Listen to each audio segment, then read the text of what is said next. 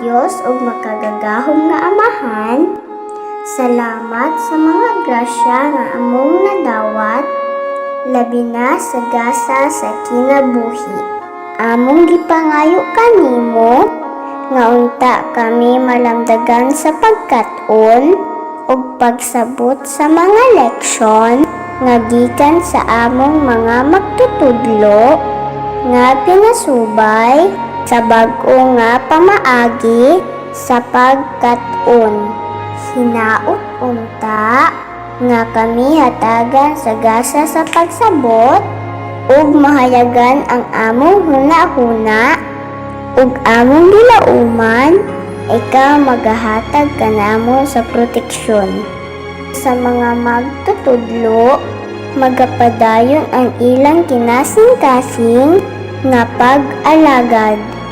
Una kami sa kalipay, aron mulambo ang tinuod nga gugma ug kaluoy sa matag adlaw. Ining tanan among gilauman, sa ngalan ni Jesus, Amen.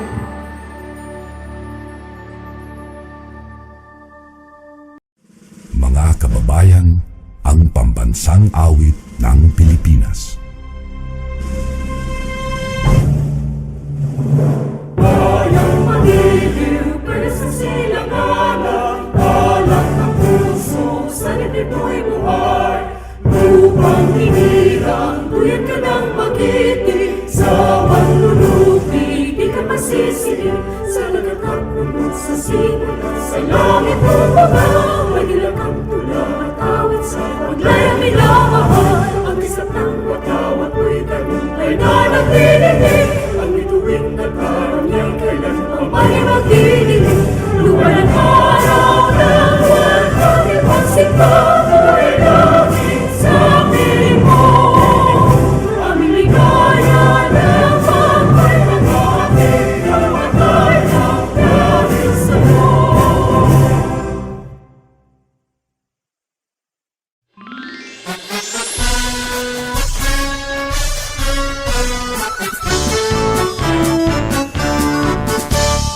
From the marshes of Bengal Bay, along its tiny southern quay, wafted by the winds, adventure and fortune, guided by God and destiny, came the sighs of Lapu-Lapu and Daguhoy, and to the land their hands employed, with hearts and mind attuned, calling Tanggol the land they enjoy. From the marshes of Bengal Bay, along its tiny southern quay, wafted by the winds, adventure and fortune, guided by God and destiny, came the sighs of Lapu-Lapu and Daguhoy, and to the land their hands employed, with hearts and mind attuned, calling Tanggol the land they enjoy. Tanggol blossom as rose by the bay, while Malindang watched with welcome glee the growth and progress on display. Tanggol a dream, Tanggol a town, Tanggol a city forever renowned, with their loyal sons endeavor it to be, with generation to behold and see, a mystic city by the side of Bengal Bay. From the marshes of Bengal Bay, along its tiny southern quay, wafted by the winds, adventure and fortune, guided by God and destiny, came the sighs of Lapu-Lapu and Daguhoy, and to the land their hands employed, with hearts and mind attuned, calling Tanggol the land they enjoy, calling Tanggol the land they enjoy.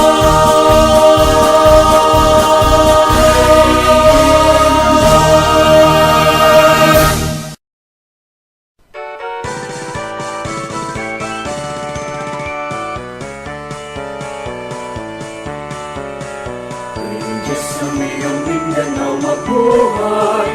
Himahal na mong natawan, mauswagon masiglakon malipayon, pagpano sa katahon. Magpapiling taning kasing-kasing, ang kabanaan o kamalipayon. Isa ka nunay gugmaan magpaibabaw, ang kahusay o kanina. Mabuhay ang iyang Mindanao, ang natawan. Isag-usap ang kalimar, kami na minahalan. Sa buhat ang katuyuan, simbolo sa kagawasan. Magpabiling na magkahinusa, kadahugan sa tanan. Mabuhay ang iyong Mindanao, ang among natawan. Isag-usap ang kaliwat, kami na minahalay. Sa buhat at katuyuan, simbolo sa kagawasan. Magpabiling na magkahinusa, kadahugan sa tanan. Magpabiling na magkahinusa, kadahugan sa tanan.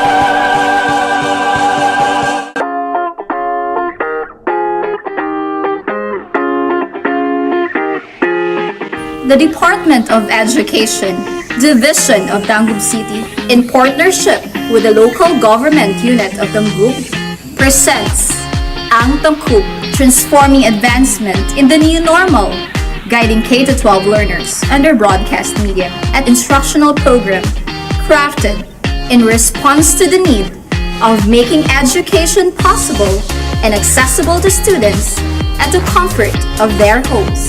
It covers the most essential competencies, thematically layered in drama plays which were originally written, directed, and performed by teachers to see to it that education is securely provided. This is Ang Tangkub.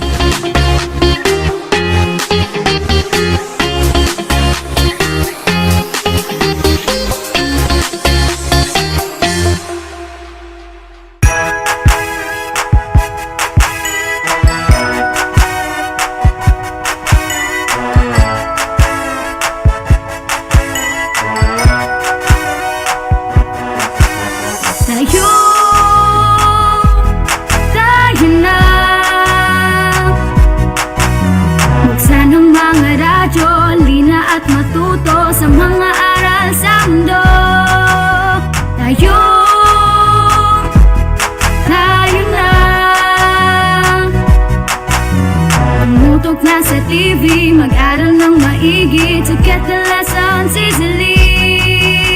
It's tangkub, tangkub, tangkub time. We learn all things, it's very fine, masaya. Tutok na. It's tangkub, tangkub, tangkub time. We learn all things, it's very fine, masaya.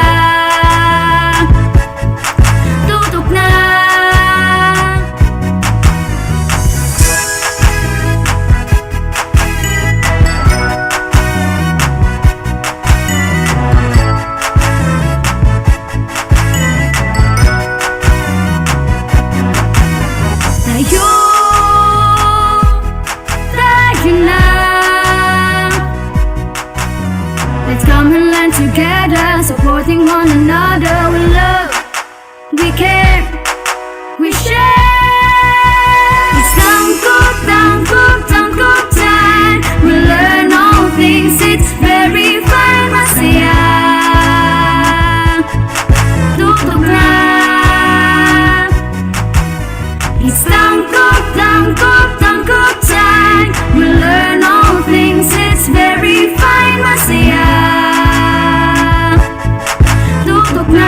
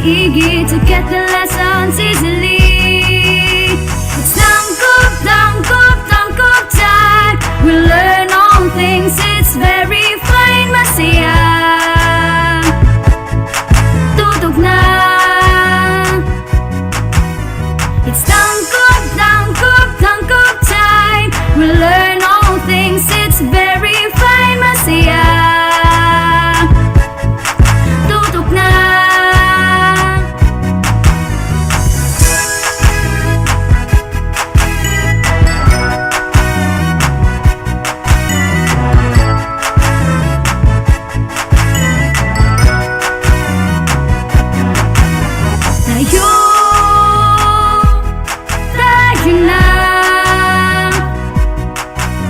Let's come and learn together, supporting one another. We love, we care, we share. It's tangkop time. We learn all things, it's very fun. Masaya, tutok na. It's tangkop time. We learn all things, it's very fine. Masaya, tutok na. It's tangkop time. We learn all things, it's very fine. Masaya, tutok na. It's tangkop time. We learn all things, it's very fine. Masaya, tutok na. It's tangkop time. We learn all things, it's very fine. Masaya, tutok na. Tangkop time.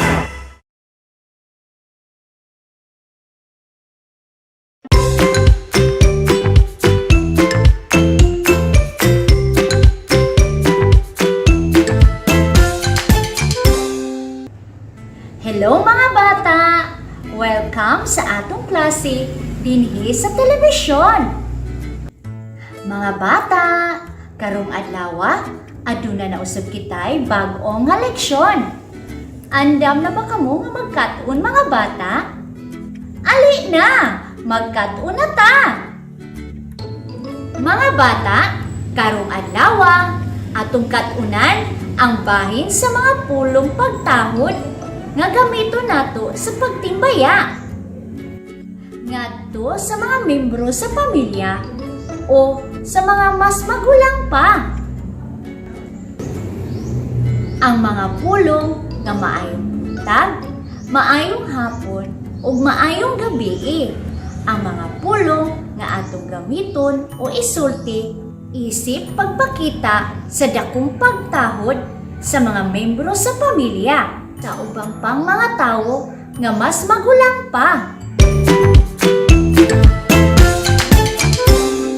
Mga bata, na ako ipakita nga video ato kining tan-awon o paminawon. Good morning, Ma! God bless you, anak. Mga bata, nakita nato sa video nga akong gigamit ang pulong pagtahod nga maayong buntag o good morning. Ngadto sa akong mama pagmata nako sa sayo sa buntag. Mga bata, ang mga pulong nga pagtahod nga maayong buntag o good morning atong gamiton sa pagtimbaya ngadto sa atong papa, mama o mga magulang sa panahon sa kabuntagon. Akong usbon mga bata, ang pulong pagtahod nga maayong buntag o good morning atong gamiton sa pagtimbaya sa atong papa, mama o mga magulang sa panahon sa kabuntagon.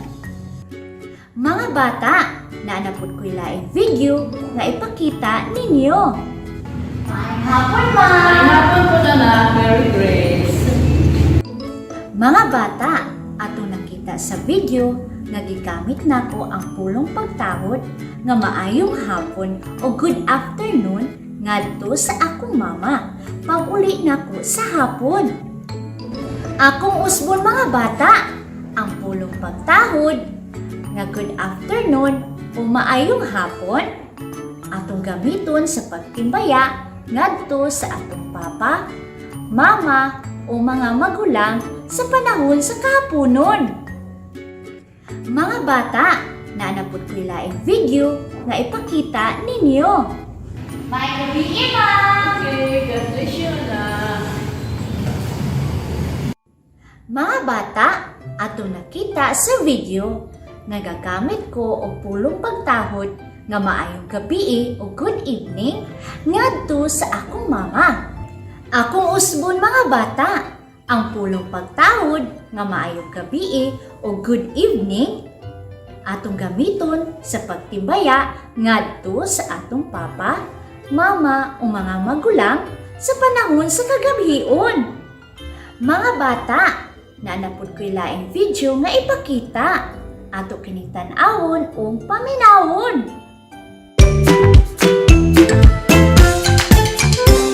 Mga bata, oras na ikaw na pud ang mogamit sa mga pulong pagtahod sama sa maayong buntag, maayong hapon o maayong gabi ngadto sa mga membro sa pamilya.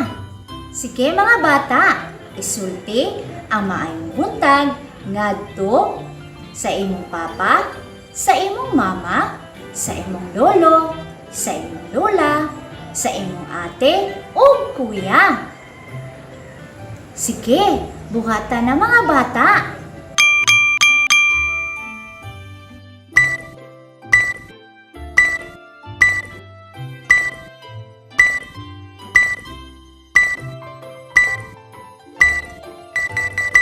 Nabuhat na ba ninyo mga bata?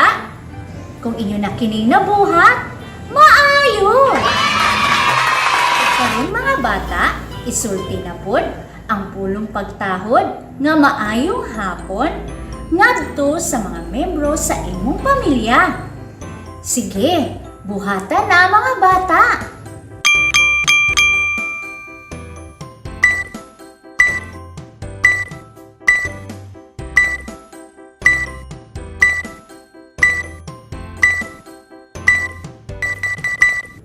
Nabuhat na ba ninyo mga bata?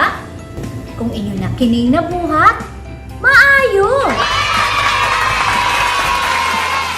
Karon mga bata, gamitan na pod ang pulong pagtahod nga maayong gabi ngadto sa mga membro sa imong pamilya. Og isulti kini sa imong mama, papa, lolo, lola, ate, o kuya. Sige, buhatan na mga bata!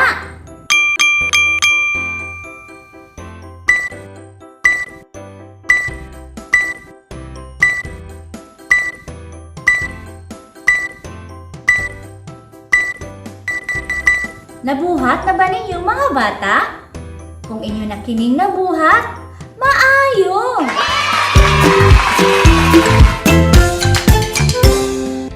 Para sa inyong unang buluhaton, mao kini ang inyong buhaton. Sa matag sitwasyon, adunay duha ka kahon.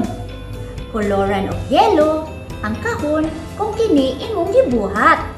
Koloran og brown ang ikaduhang kahon kung wala kini nimo nabuhat.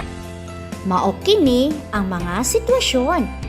Number 1, pagmata sa buntag, ang pulong nga pagtahod nga imong gamiton ngadto sa imong papa, mama, lola, lolo, ate, kuya, mao ang maayong buntag. Kung imo kining nabuhat, kolore og yelo ang unang kahon. Kung wala kini nimo nabuhat, kolore og brown ang ikaduhang kahon.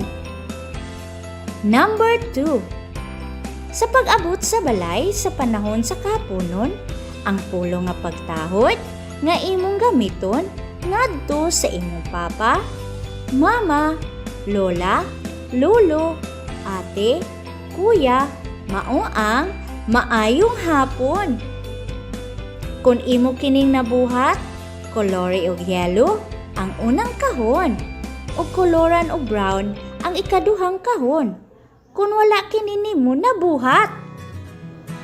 Number 3, sa pag-abot sa balay sa panahon sa kagabhion, ang pulong nga pagtahod nga imong gamiton ngadto sa imong papa, mama, lola, lolo, ate, kuya, mao ang maayong gabi. Kung imo kining nabuhat, kolore og yellow ang unang kahon o koloran o brown ang ikaduhang kahon kung wala kini nimo nabuhat. Alang sa duga nga buluhaton, tun-i ang mga hulagway nga anaa sa ubos. Pilia ang hulagway kung asa ang imong angayan nga gamitan sa pulong ng pagtahod o kolore kini.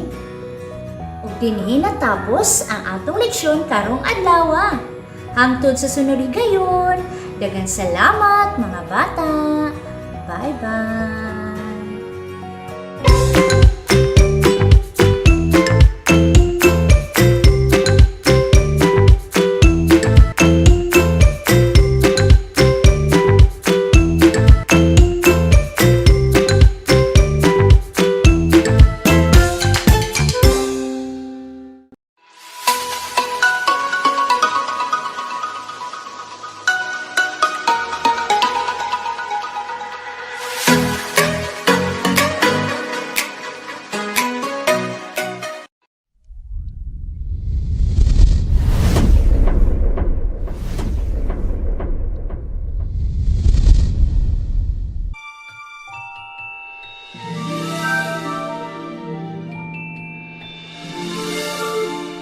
Maayong adlaw mga bata! Sa dili pa nato sugdan ang atong pagtulunan karong adlaw, ato sang balikan ang ato nang nakatunan. Atong nakatunan ang letrang W nga adunay tingog nga W. Karon mga bata, atong paminawon ang kanta sa letrang W.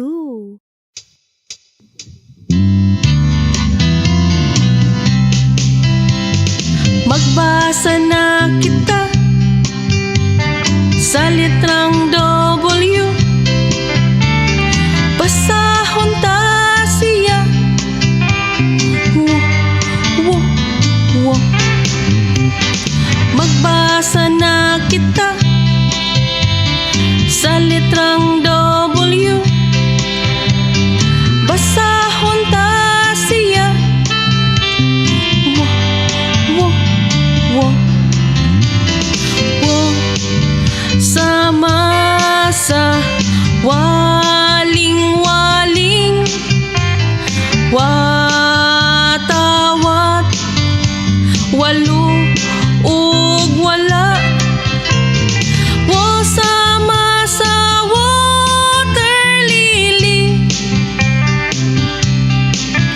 wika, wati ug witer.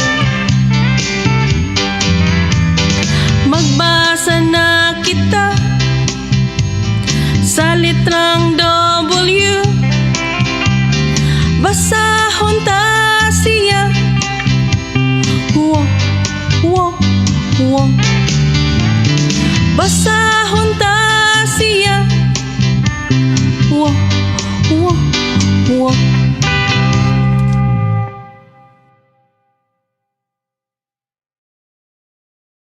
Mga bata, bali ka paglitok ang ngalan sa letrang W. Kung ang inyong gisulti mao ang letrang W, sakto mga bata!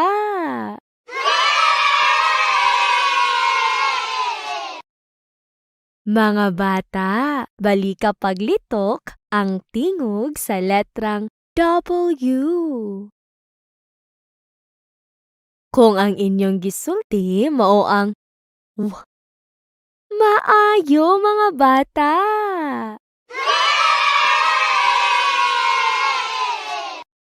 Karon mga bata, ato nang sugdan ang atong pagtulunan karong adlaw.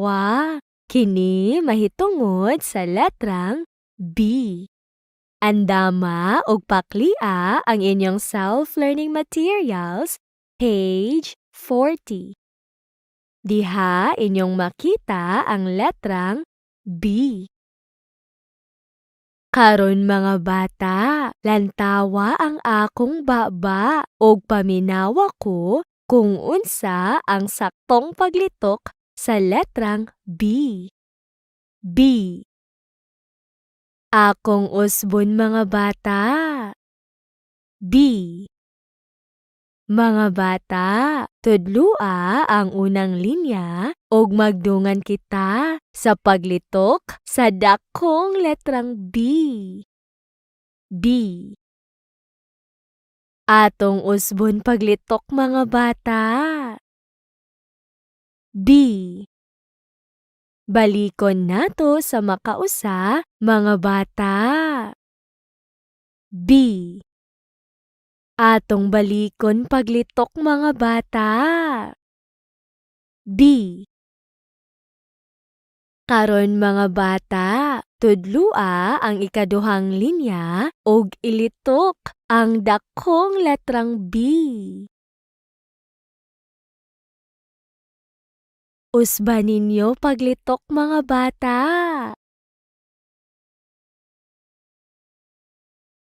Balika pa paglitok mga bata. Usba pa sa makausa mga bata.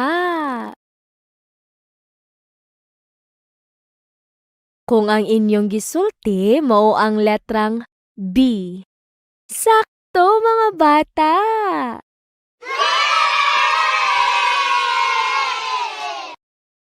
Mga bata, tudluan na pud ang ikatulong linya ug magdungan kita sa paglitok sa gamay nga letrang B.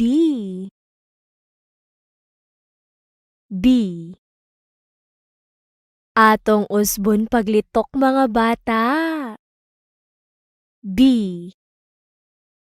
Balikon ta mga bata.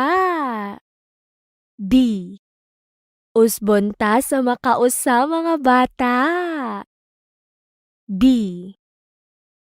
Karon, tudlua ang ikaupat nga linya ug ilitok ang gamay nga letrang B. Usba ninyo mga bata. Balika pa mga bata. Usba pa sa makausa mga bata. Kung ang inyong gisulti mao ang letrang B.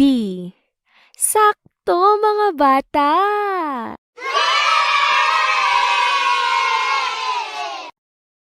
Karon mga bata, lantawa ang posisyon sa baba sa hulagway nga inyong makita tapad sa letrang B.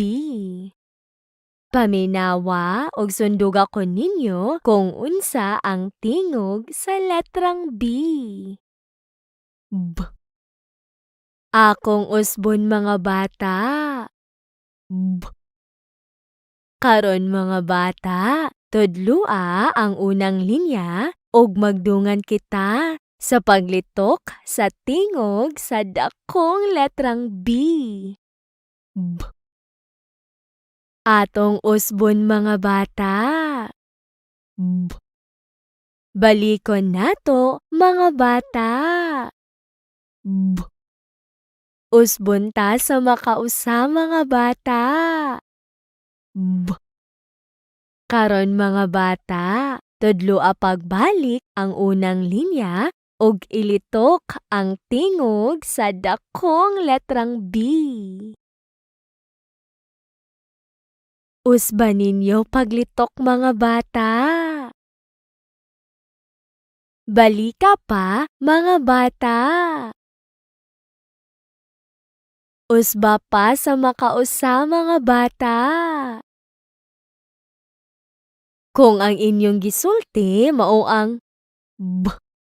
Sakto mga bata.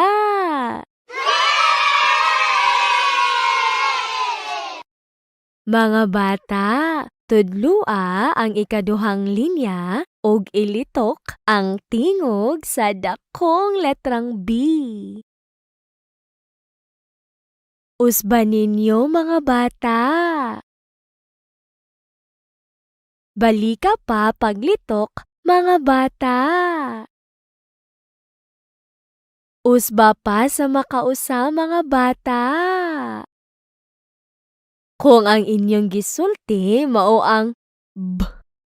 Maayo mga bata.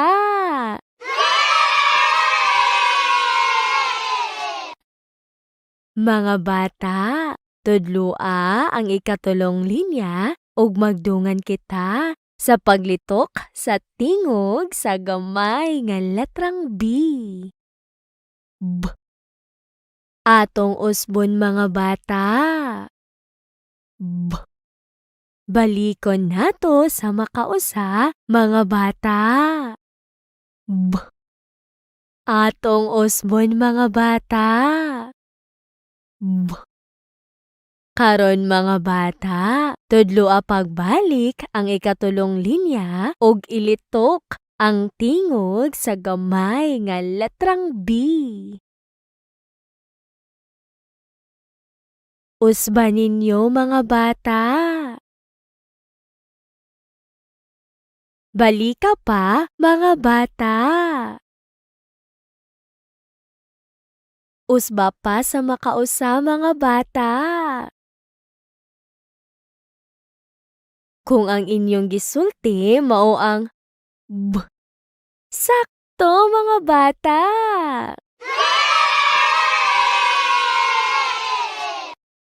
Karon mga bata, tudloa ang ikaupat nga linya ug ilitok ang tingog sa gamay nga letrang B.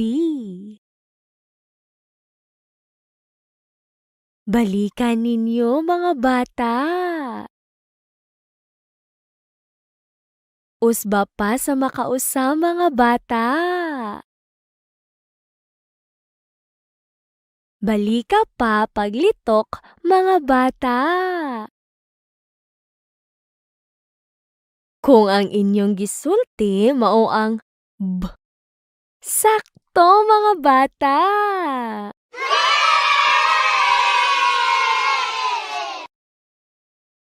Karon mga bata, paklia ang page 40 sa inyong activity sheets ug sunda ang putol-putol nga linya aron makasulat kamo sa letrang B.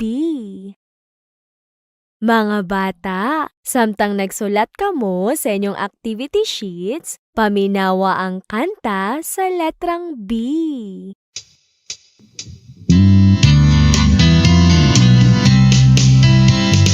Magbasa na kita sa dakong letrang B.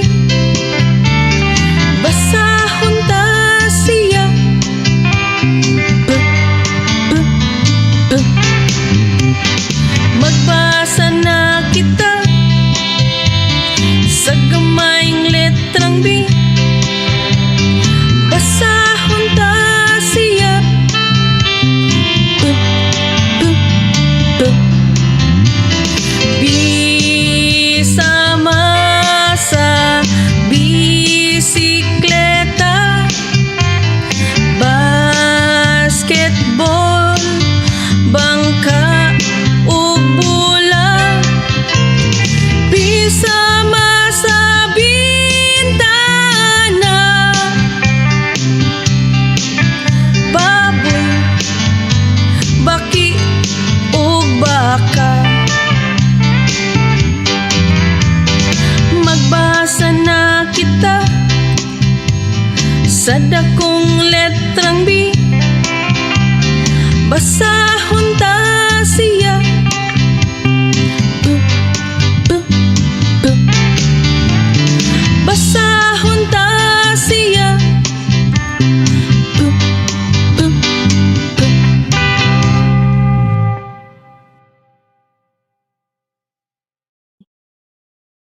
Mga bata, samtang nagsulat kamo sa inyong activity sheets, paminawa ko kung unsa ang ngalan sa mga hulagway nga makita sa ubos sa inyong self-learning materials.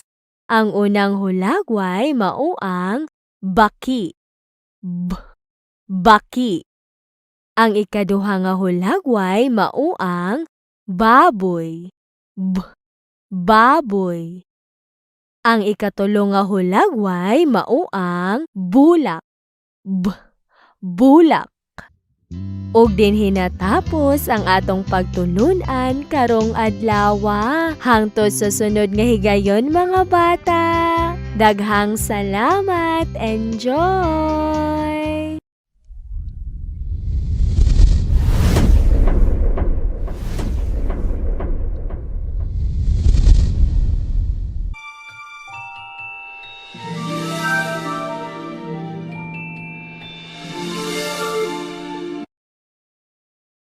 Magandang umaga mga bata! Kumusta kayo sa araw na ito?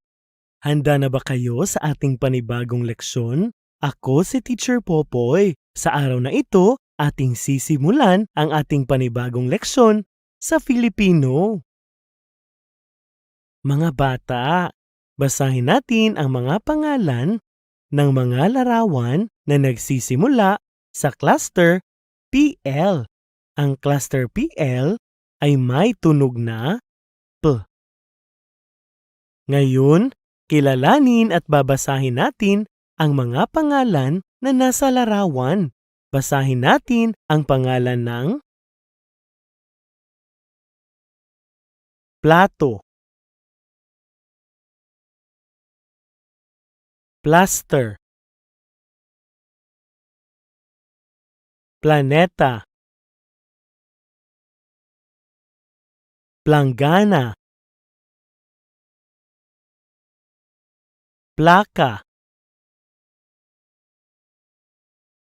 plauta, florera, plancha. Ngayon, basahin na ninyo ang mga salita na makikita sa screen. Simulan na ninyo mga bata.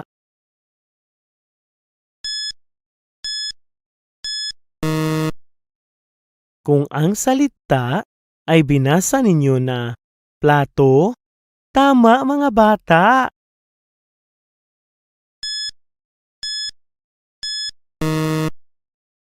Kung ang salita ay binasa ninyo na plaster, magaling mga bata.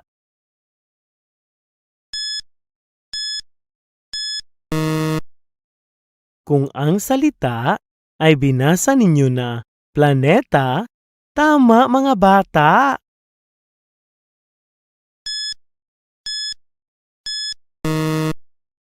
Kung ang salita ay binasa ninyo na planggana, magaling mga bata.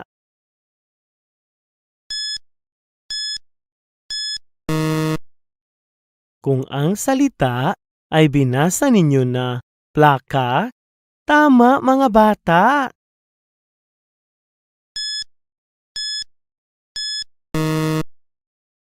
Kung ang salita ay binasa ninyo na plauta, magaling mga bata.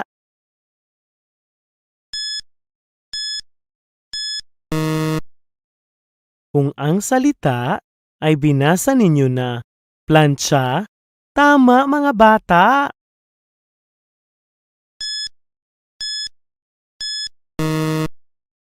Kung ang salita ay binasa ninyo na florera, magaling mga bata. Ngayon mga bata, basahin na ninyo ang mga parirala na may mga salitang nagsisimula sa cluster PL na may tunog na P. Basahin ang mga paririla na inyong makikita sa screen. Halimbawa mga bata, ang plato. Simulan na ninyo mga bata.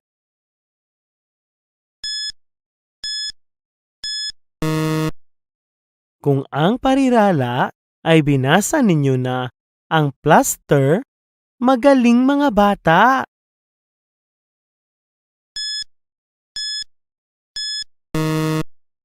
Kung ang parirala ay binasa ninyo na ang planeta, tama mga bata.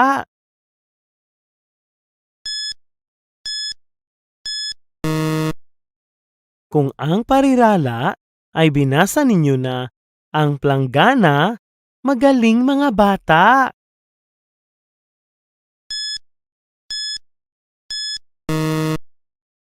Kung ang parirala ay binasa ninyo na Ang plaka, tama mga bata.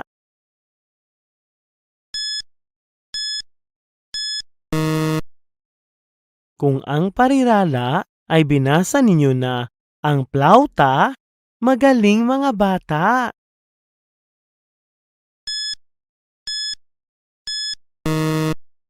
Kung ang parirala ay binasa ninyo na ang plancha, tama mga bata.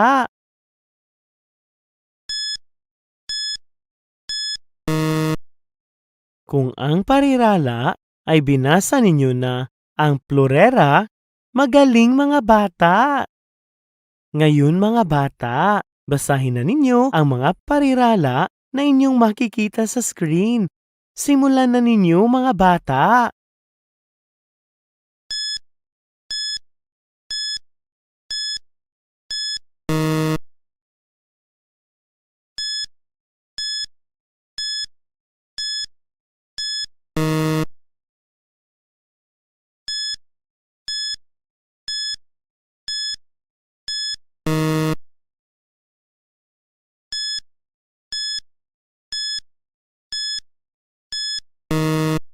Ngayon, babasahin ko uli isa-isa ang mga parirala at alamin ninyo kung tama ba ang inyong pagbasa sa mga parirala.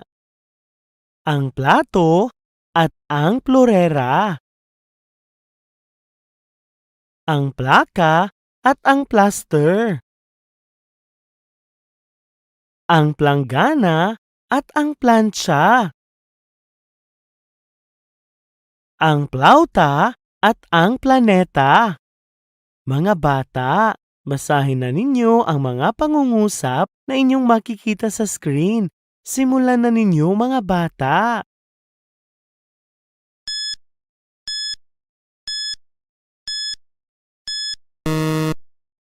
Kung ang pangungusap ay binasa ninyo na ang plato ay bilog, tama!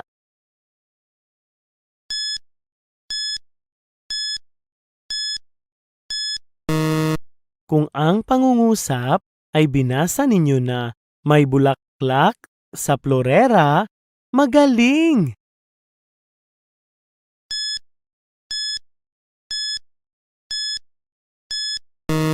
Kung ang pangungusap ay binasa ninyo na hinahanap ni nanay ang plancha, tama!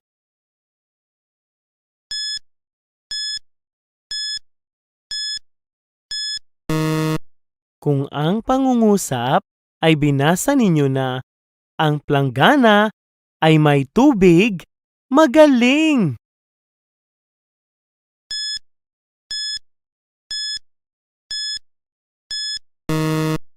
Kung ang pangungusap ay binasa ninyo na magaling tumugtog ng plauta si Pipoy, magaling! Ngayon mga bata, basahin na ninyo ang isang tula na inyong makikita sa screen na pinamagatang ang plato.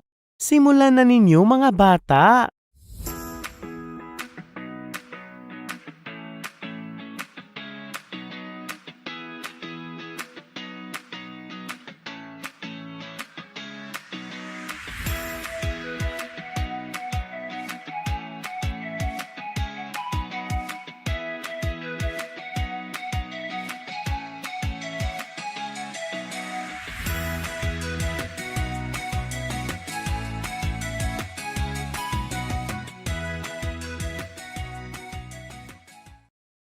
Ngayon, babasahin ko ang tula at alamin ninyo kung tama ba ang inyong pagbasa sa tula.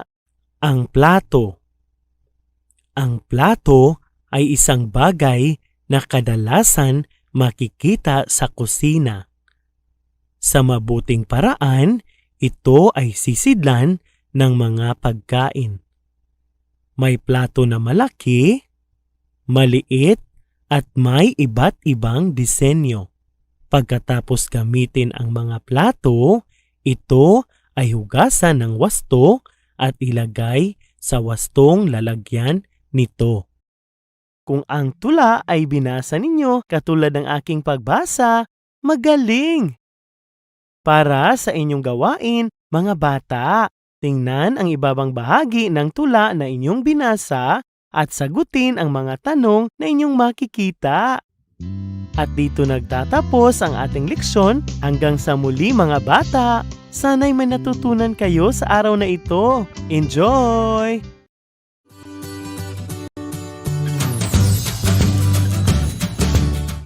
Ug karon, ang atong mga kabataan sa grade 1, grade 2 ug grade 3 pabilin nga maminaw para sa inyong mga pagtulunan karong adlaw.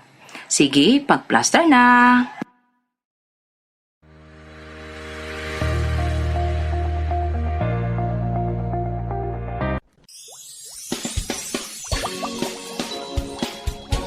Para sa mga bata sa grade 3 mathematics, mamultiply ang mga numero hangtod sa 10. Mga bata, karong adlaw atong katunan ang pagmultiply sa mga numero hangtod sa 10.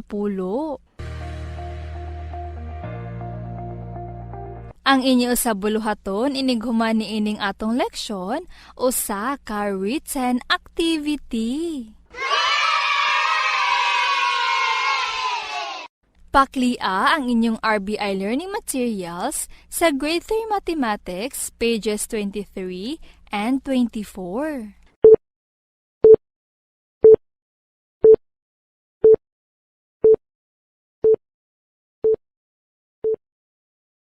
Mga bata, sa pagmultiply, kinahanglan nga kabalo ka kung unsa ang mga parte sa multiplication sentence. Pananglitan mga bata, 8 i-multiply og 2, mamahimong 16. Diha atong makita ang multiplication sentence diin, ang 8 mao ang multiplicand, ang 2 mao ang multiplier, ug ang 16 mao ang product o tubag.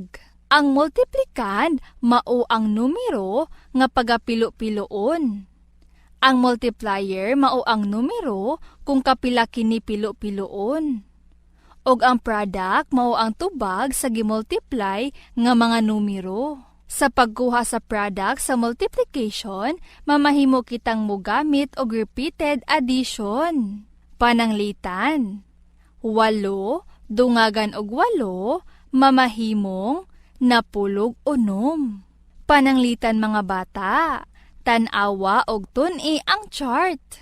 Sa wala nga bahin atong makita ang multiplier nga mao ang 1, 2, 3, 4, 5.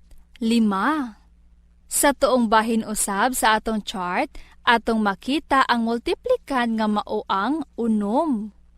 Ug ang product nga mao ang 6, 12, 18, 24, 30. Karon atong tun-an ang mga chart. Ang tubag kung ato ang i-multiply ang multiplicand nga 6 sa multiplier nga 1 kay 6. Tungod kay kung tapokon ang 6 o 6 og usa ka tapok o 6 times 1, ang tubag niini kay 6. Adto na kita sa ikaduhang numero. Ang tubag kung ato ang i-multiply ang multiplicand nga 6 o 6 sa multiplier nga 2 o 2 kay napulog 2 o 12. Tungod kay kung pilo-piloon ang 6 o 6 og kaduha o 2 o 6 dungagan og 6 o 6 i-multiply og 2, ang tubag niini kay napulog 2. Adto na kita sa katulong numero.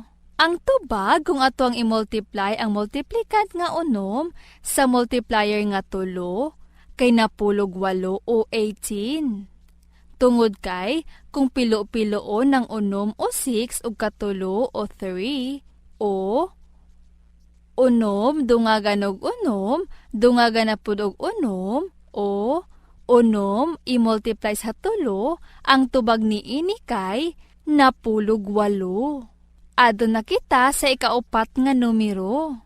Ang tubag kung ato ang i-multiply ang multiplicand nga 6 o 6 sa multiplier nga 4 o 4 kay 24 o 24. Tungod kay kung pilo-piloon ang unom o 6 ug kaupat o 4, o unom, dungagan og unom, dungagan na pod og unom, dungagan na pod og unom. O unom i-multiply og upat. Ang tubag niini kay 24. Adto na kita sa ikalima nga numero. Ang tubag kung ato ang i-multiply ang multiplicand nga unom sa multiplier nga 5 kay 30. Tungod kay kung pilo-piloon ang unom o 6 o kalima o 5. O unom, dungagan og unom, dungagan na pod og unom, dungagan na pod og unom, dungagan na pod og unom. O unom i-multiply sa 5 ang tubag niini kay 30 o 30. Karon mga bata, para sa inyong buluhaton, paklia ang page 24 sa inyong RBI Learning Materials.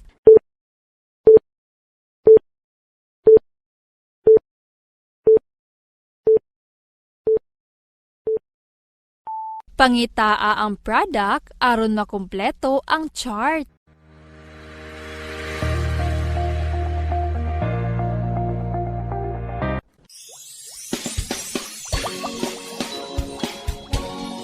Para sa mga bata sa Grade 3 Physical Education, mahimo ang mga porma sa lawas. Mga bata, karong adlaw atong katunan ang paghimo sa mga porma sa lawas. Ang inyo sa buluhaton inighuman niining atong leksyon usa ka performance activity. Paklia ang inyong RBI Learning Materials sa Grade 3 Physical Education, pages 1 and 2.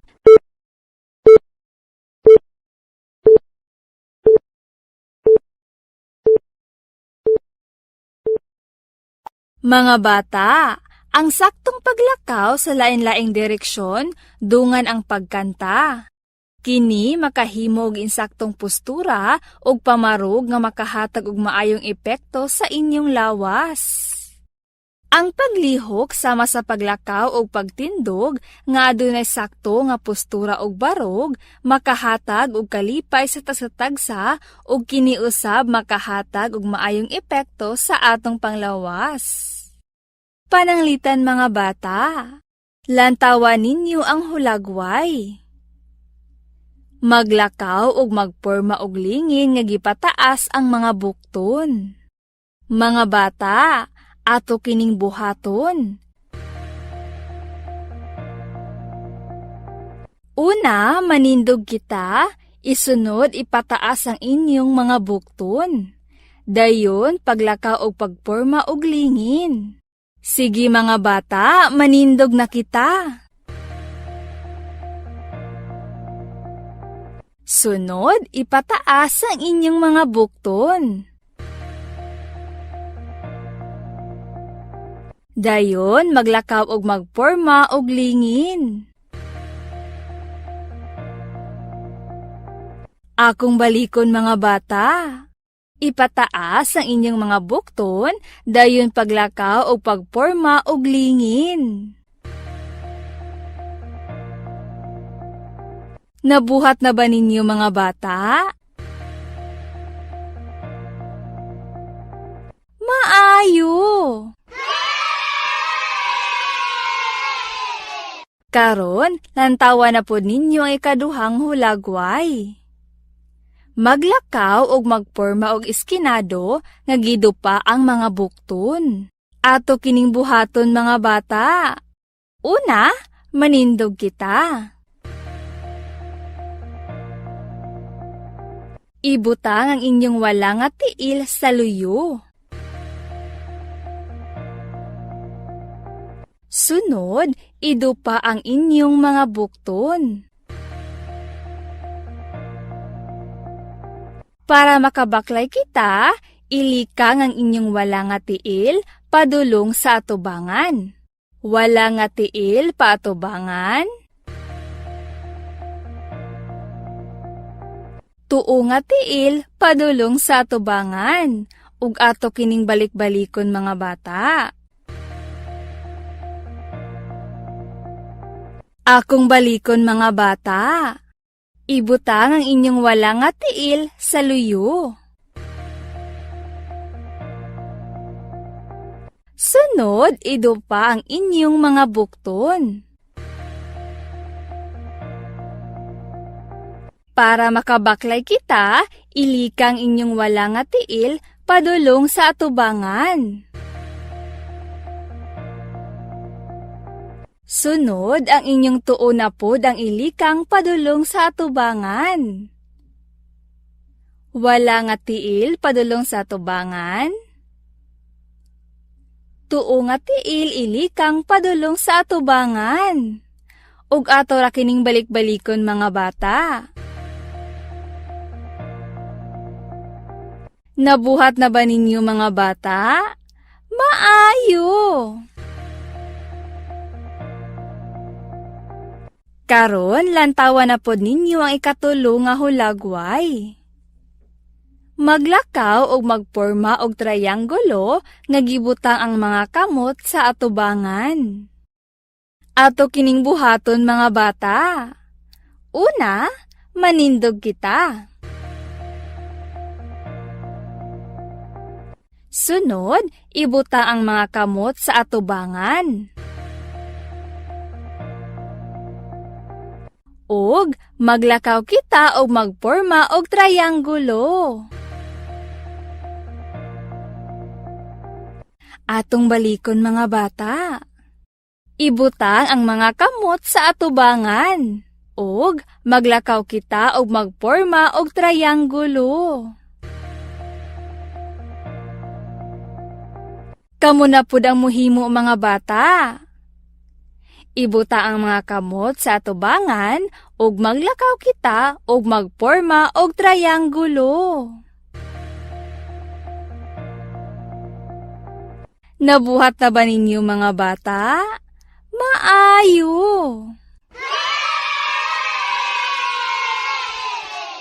Karon, adto na kita sa pananglitan.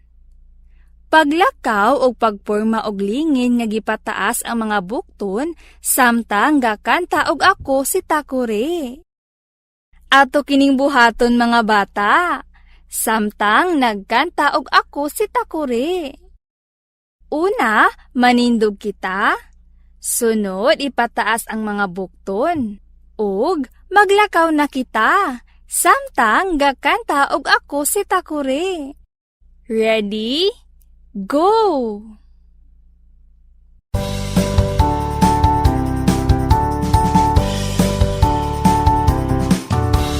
Kusita kuri gamay utang ko, kini ang kutanan o kini ang ipisan. Kun mo bukal mo kulo-kulo, haunon mo ako og ibukbuk. Ako si Takuri, gamay utang ko, kini ang kutanan o kini ang impisan.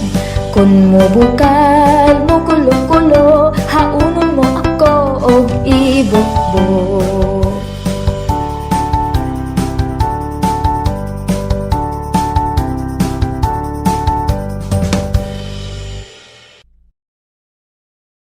Atong balikon mga bata. Ipataas ang mga bukton ug magkanta kita og ako si Takuri samtang naglakaw.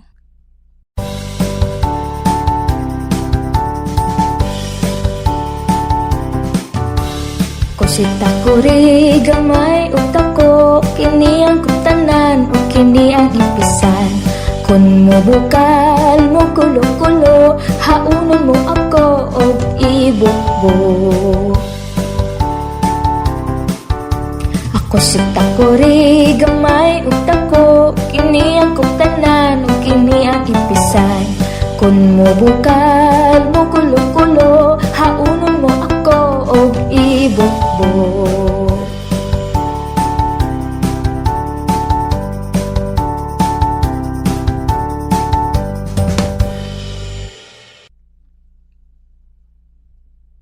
Karon kamo na pud mga bata.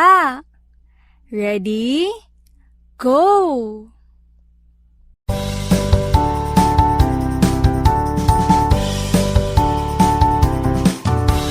Kusita kuri gamay utak ko, kini ang kutanan o kini ang ipisan. Kun mo bukal mo kulo-kulo, haunon mo ako og ibukbuk.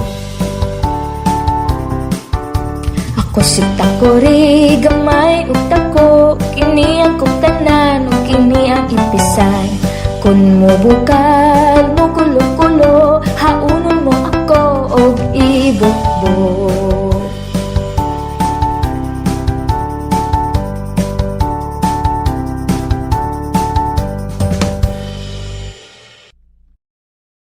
Nabuhat na ba ninyo mga bata?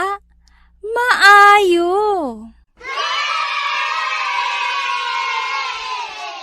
Mga bata, ang hulagway sa ibabaw nagpakita sa paglakaw nga gipataas sa mga bukton samtang nagkanta. Kini usa ka pananglitan sa porma og lihok sa lawas nga adunay sakto nga postura og barog.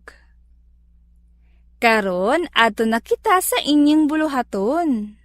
Paklia ang pages 2 and 3 sa inyong RBI learning materials.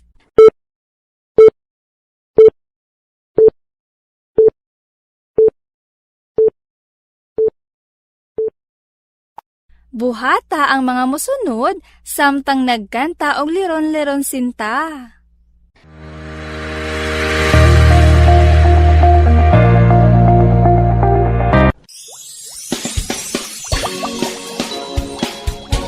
Para sa mga bata sa grade 2 Araling Panlipunan. Matandi ang mga kinaiyahan sa kaugalingong komunidad sa uban nga komunidad. Sama sa kinaiyanhon nga kahinguhaan, produkto ug panginabuhian ug kaugalian ug mga kasaulugan. Mga bata, atong paminawon ang segment ug atong hibaluan kung unsa ang kalahian sa panginabuhi ug produkto nga makuha sa mga tawong namuyo duol sa dagat ug dito sa bukid.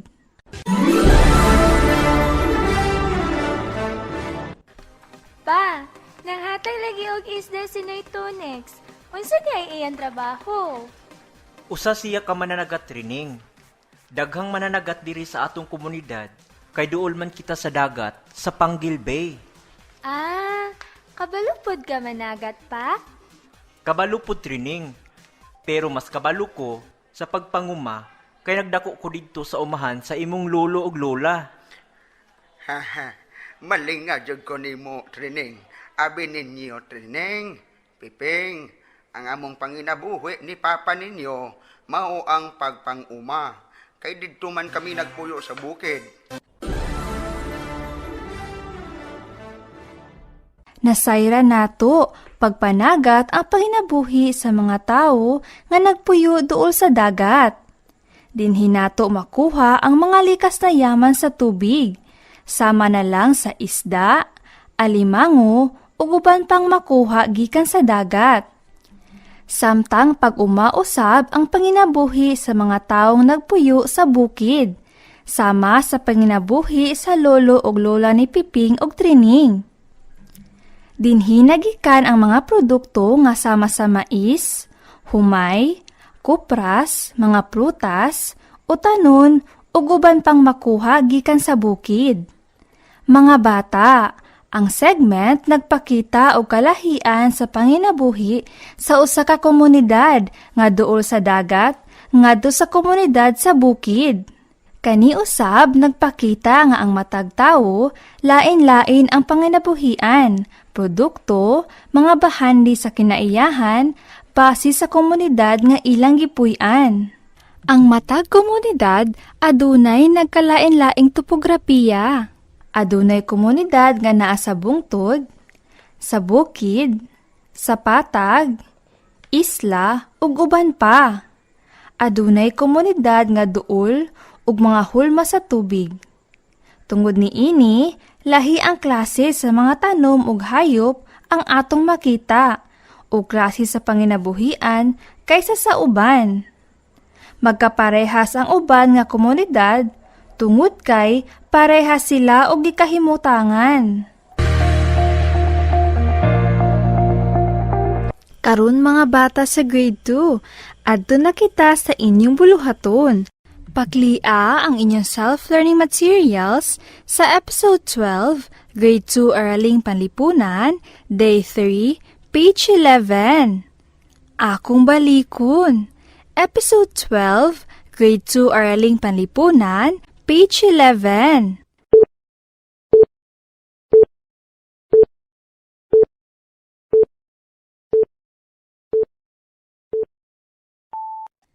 Mga bata, ilha ang imong komunidad base sa bahandi sa kinaiyahan, produkto, panginabuhian ug mga selebrasyon. Pagpili og isa ka komunidad nga anaa sa pananglitan sa pagkumpara sa imong komunidad. Pananglitan, diha inyong makita ang usa ka chart. Diin makita ang impormasyon mahitungod sa ngalan sa komunidad, bahandi sa kinaiyahan, produkto, nagunang panginabuhian o selebrasyon sa akong komunidad, ngadto sa laing komunidad. Karon mga bata, akong ikumpara ang akong komunidad ngadto sa lain nga komunidad. Ang ngalan sa akong komunidad mao ang Isidro Ditan, Tangub City. Ang ngalan usab sa laing komunidad mao ang Makilaw, Tangub City. Ang bahandi sa kinaiyahan sa among komunidad sa Isidro Ditan mao ang bahandi sa yuta o yamang lupa. Apan ang bahandi sa kinaiyahan sa Makilaw mao ang bahandi sa tubig o yamang tubig. Ang produkto nga makuha sa among komunidad sa Isidro Ditan mao ang mais, lubi, kamote, saging ug mangga. Samtang ang mga produkto nga makuha sa Makilaw mao ang isda, ulang ug alimango. Ang nagunang panginabuhian sa among komunidad sa Isidro Ditan mao ang pag-uma. Samtang pagpangisda ang nagunang panginabuhian sa Makilaw. Ang selebrasyon nga gisaulog sa among komunidad sa Isidro Ditan mao ang kapistahan ni Senior Santo Niño. Ang selebrasyon nga gisaulog usab sa Makilaw mao ang kapistahan ni Santissima Trinidad. Kamuna pod mga bata, pagpili og isa ka komunidad nga anaa sa pananglitan.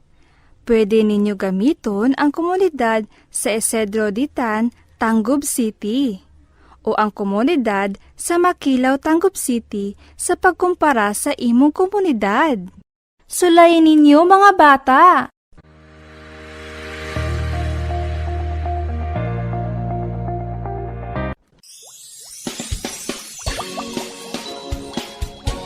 Para sa mga bata sa Grade 1 Music, maila ang similar o dissimilar nga musical lines.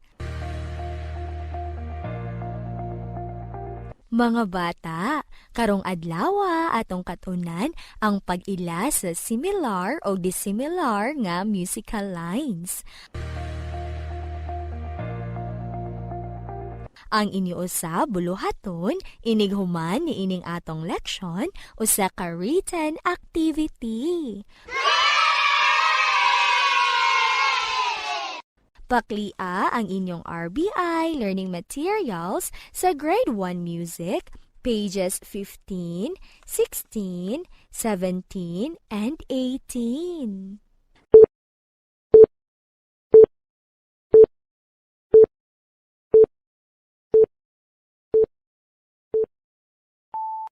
Mga bata, ang kinatibuk-an sa usa ka kanta naglangkob sa mga phrases.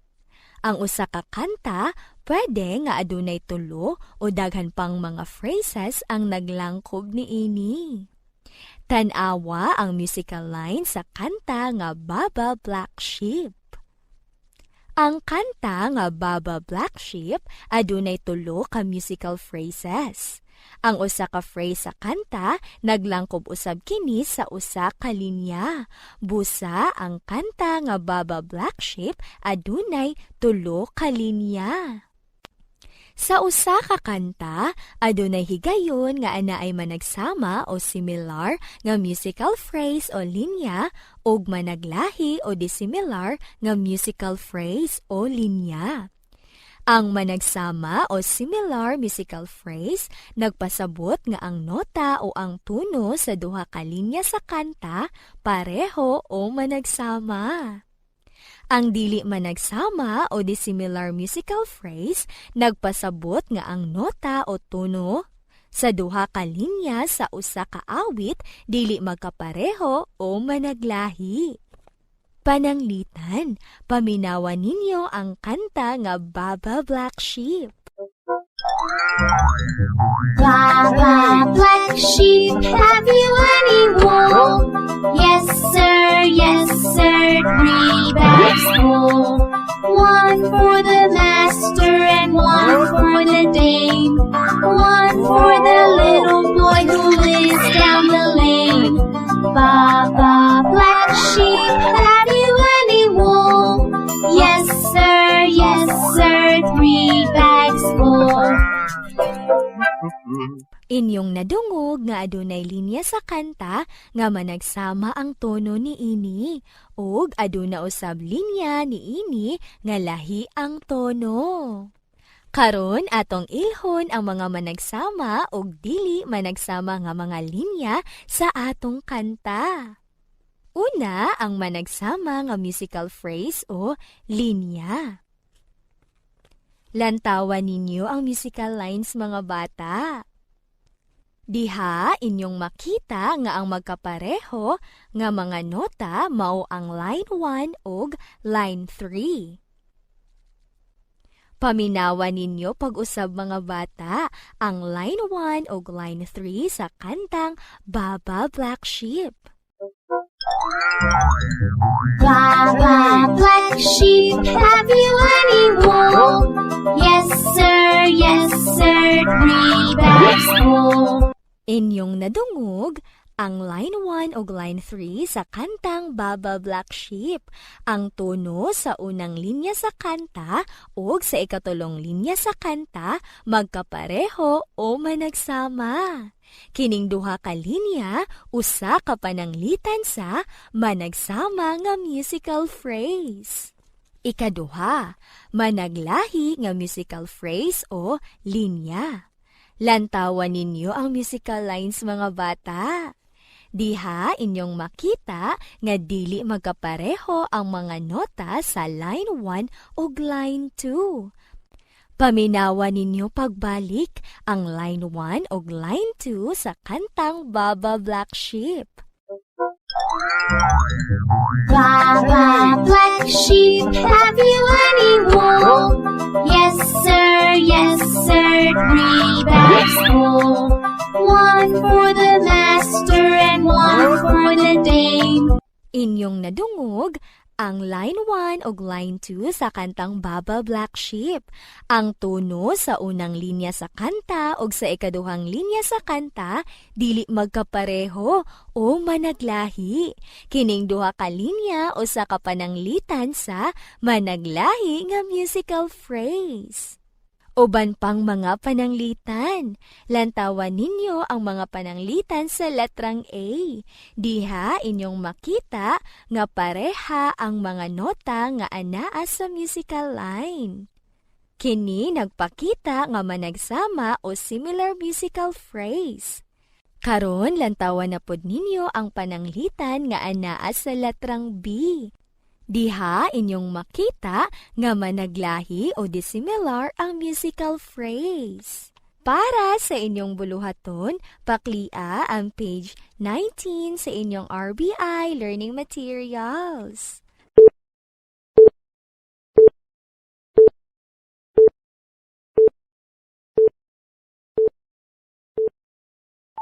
Ilha kung ang mga musical lines o phrase managsama o dili managsama. Idibuho sa blanko ang lingin kung managsama. Idibuho usab ang bituon kung dili managsama.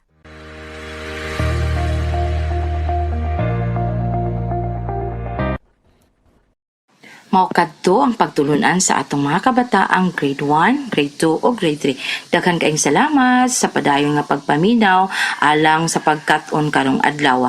Daghan usab nga salamat sa atong mga ginikanan nga pabilin nga nagabay sa atong mga kabataan.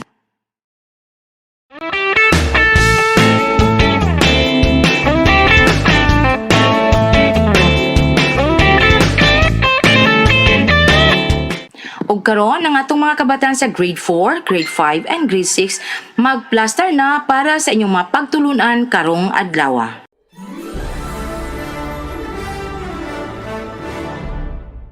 Para sa mga bata sa grade 4 English, use adjectives, degrees of comparison. Ngayon, balikan natin ang segment kung saan nag-usap si Yang Yang at Lena.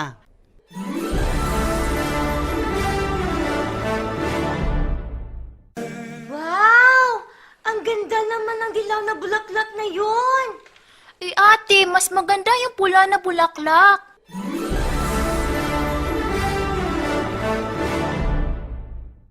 Based on the segment that we heard, Lena said that, "Wow, ang ganda naman ng dilaw na bulaklak na iyon."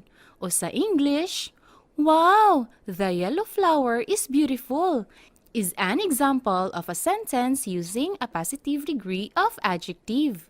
Positive degree of an adjective simply describes persons, things, animals, places, and events.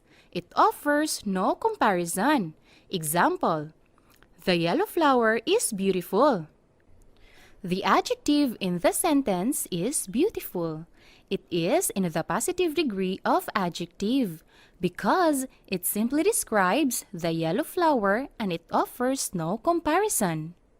In the segment that we heard, Yang Yang also said that mas maganda yung pula na bulaklak.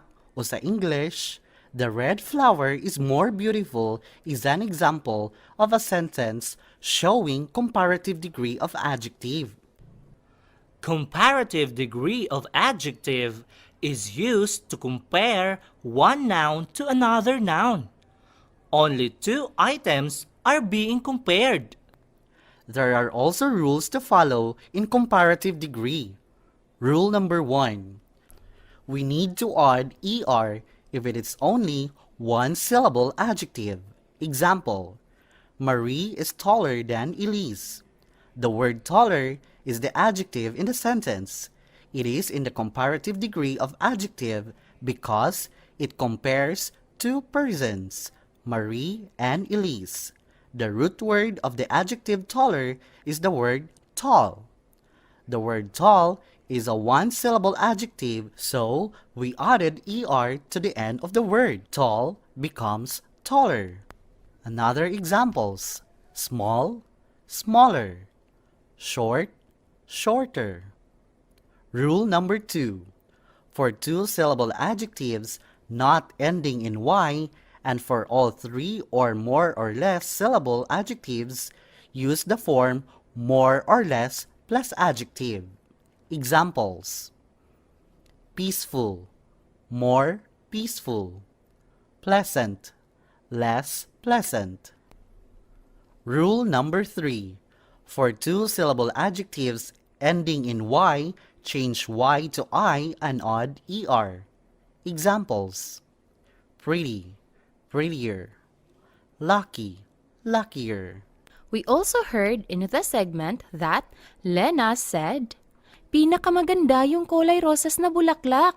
O sa English, "The pink flower is the most beautiful," is an example of a sentence using superlative degree of adjective. Superlative degree of comparison of adjective used to compare three or more nouns. It demonstrates a higher level of comparison between entities. There are also rules to follow in superlative degree. Rule number 1. We need to add est if it is only one-syllable adjective. Example, Lena is the tallest among all girls in the classroom. The word tallest is the adjective in the sentence. It is in the superlative degree of adjective because it compares more than two persons in the classroom, and it demonstrates a higher level of comparison between entities. The root word of the adjective tallest is the word tall. The word tall is a one-syllable adjective, so we added est to the end of the word. Tall becomes tallest. Another examples: small, smallest; short, shortest. Rule number 2. For two-syllable adjectives not ending in y and for all three or more less syllable adjectives, use the form most or least plus adjective. Examples: peaceful, most peaceful; pleasant, least pleasant. Rule number 3. For two-syllable adjectives ending in y, change y to I and add est. Examples: pretty, prettiest; lucky, luckiest. Para sa karagdagang kaalaman o impormasyon, basahin ang inyong self-learning material, Episode 3, Activity 15, Sheet number 1, English Grade 4, Day 4.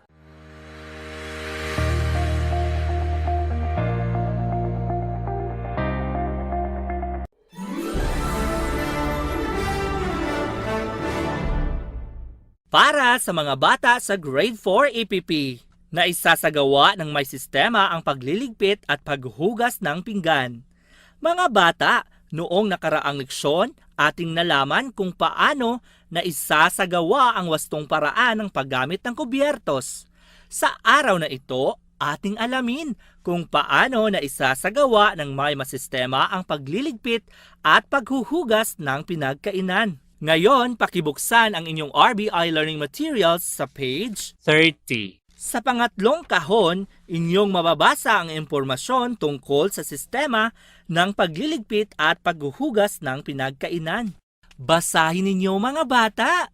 At pagkatapos ninyo itong basahin, para sa halimbawa, pakibuksan ang inyong RBI Learning Materials sa page 42. Pag-aralan ng mabuti ang mga paraan ng pagliligpit at paghuhugas ng pinagkainan at iba pang kagamitan sa pagluluto. A. Paglilinis ng mesa. Una, alisin ang mga tira-tirang pagkain sa plato, gaya ng ipinapakita ng larawan sa ibaba. Pangalawa, pagsama-samahin ang mga magkakaparehong pinggan at ilagay sa tray. Inyong makikita ang isang larawan sa ibaba kung paano ito gawin. Pangatlo, dalhin ang mga ito sa kusina upang hugasan, gaya ng ipinapakita ng larawan sa ibaba. Pang-apat, itago ang mga pagkain hindi naubos at linisin ang mesa.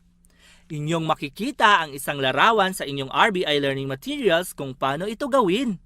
Letter B, paghuhugas ng pinagkainan at mga kagamitan sa pagluluto. Una, simulan ang paghuhugas ng pinagkainan sa mas malinis na kasangkapan. Ilagay ang huhugasang pinagkainan sa dakong kanan ng lababo ayon sa pagkakasunod-sunod. A. Baso o glassware. B. Kubyertos o silverware.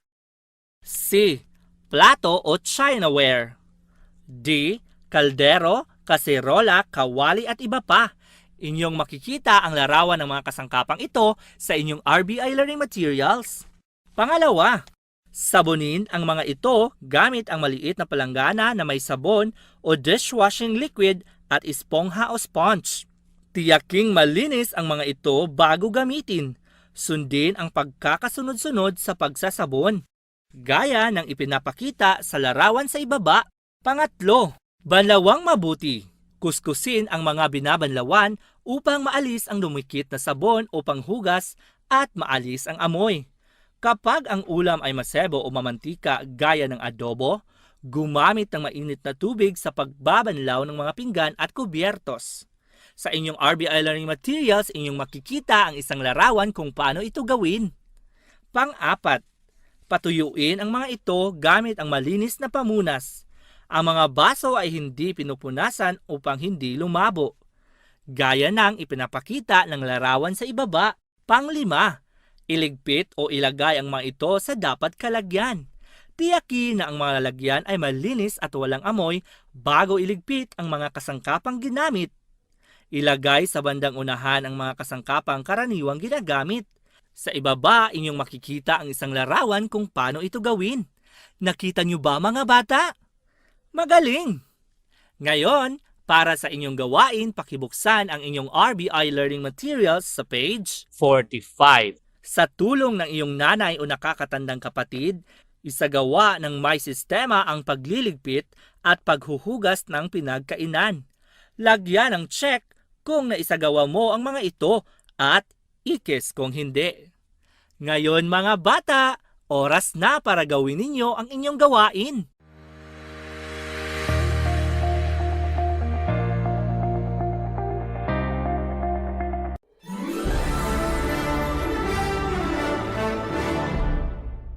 Para sa mga bata sa grade 5 science, describe the different modes of reproduction in animals such as butterflies, mosquitoes, frogs, cats, and dogs.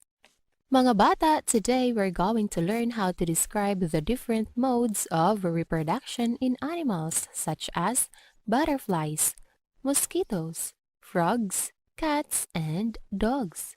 Your activity after this lesson is a performance activity. Kindly open your RBI Learning Materials, page 26. In the information, you can see and read that reproduction is one of the important life process which ensures the continuation of similar kinds of individuals generation after generation. The following are the modes of reproduction. Number 1. Sexual reproduction. Sexual reproduction occurs when sex cells, egg cell, and sperm cell of two parent animals unite and form another organism. These animals are born alive, like goats, dogs, cats, cows, and many other animals. And these animals are hatched from eggs, like frogs, chickens, and many more. Number 2. Asexual reproduction.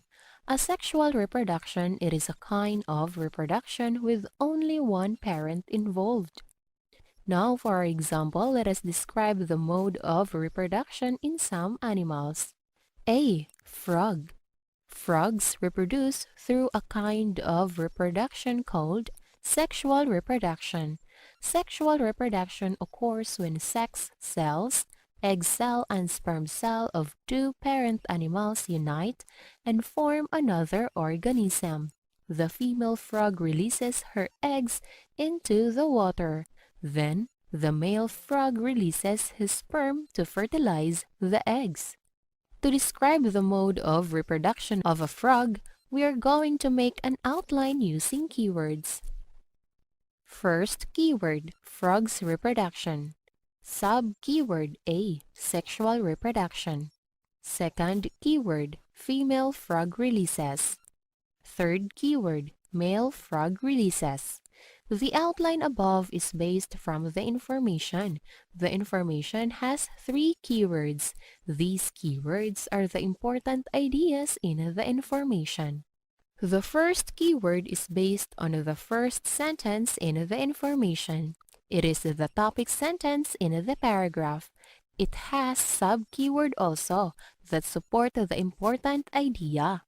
The second and third keywords are the sentences that support the topic sentence.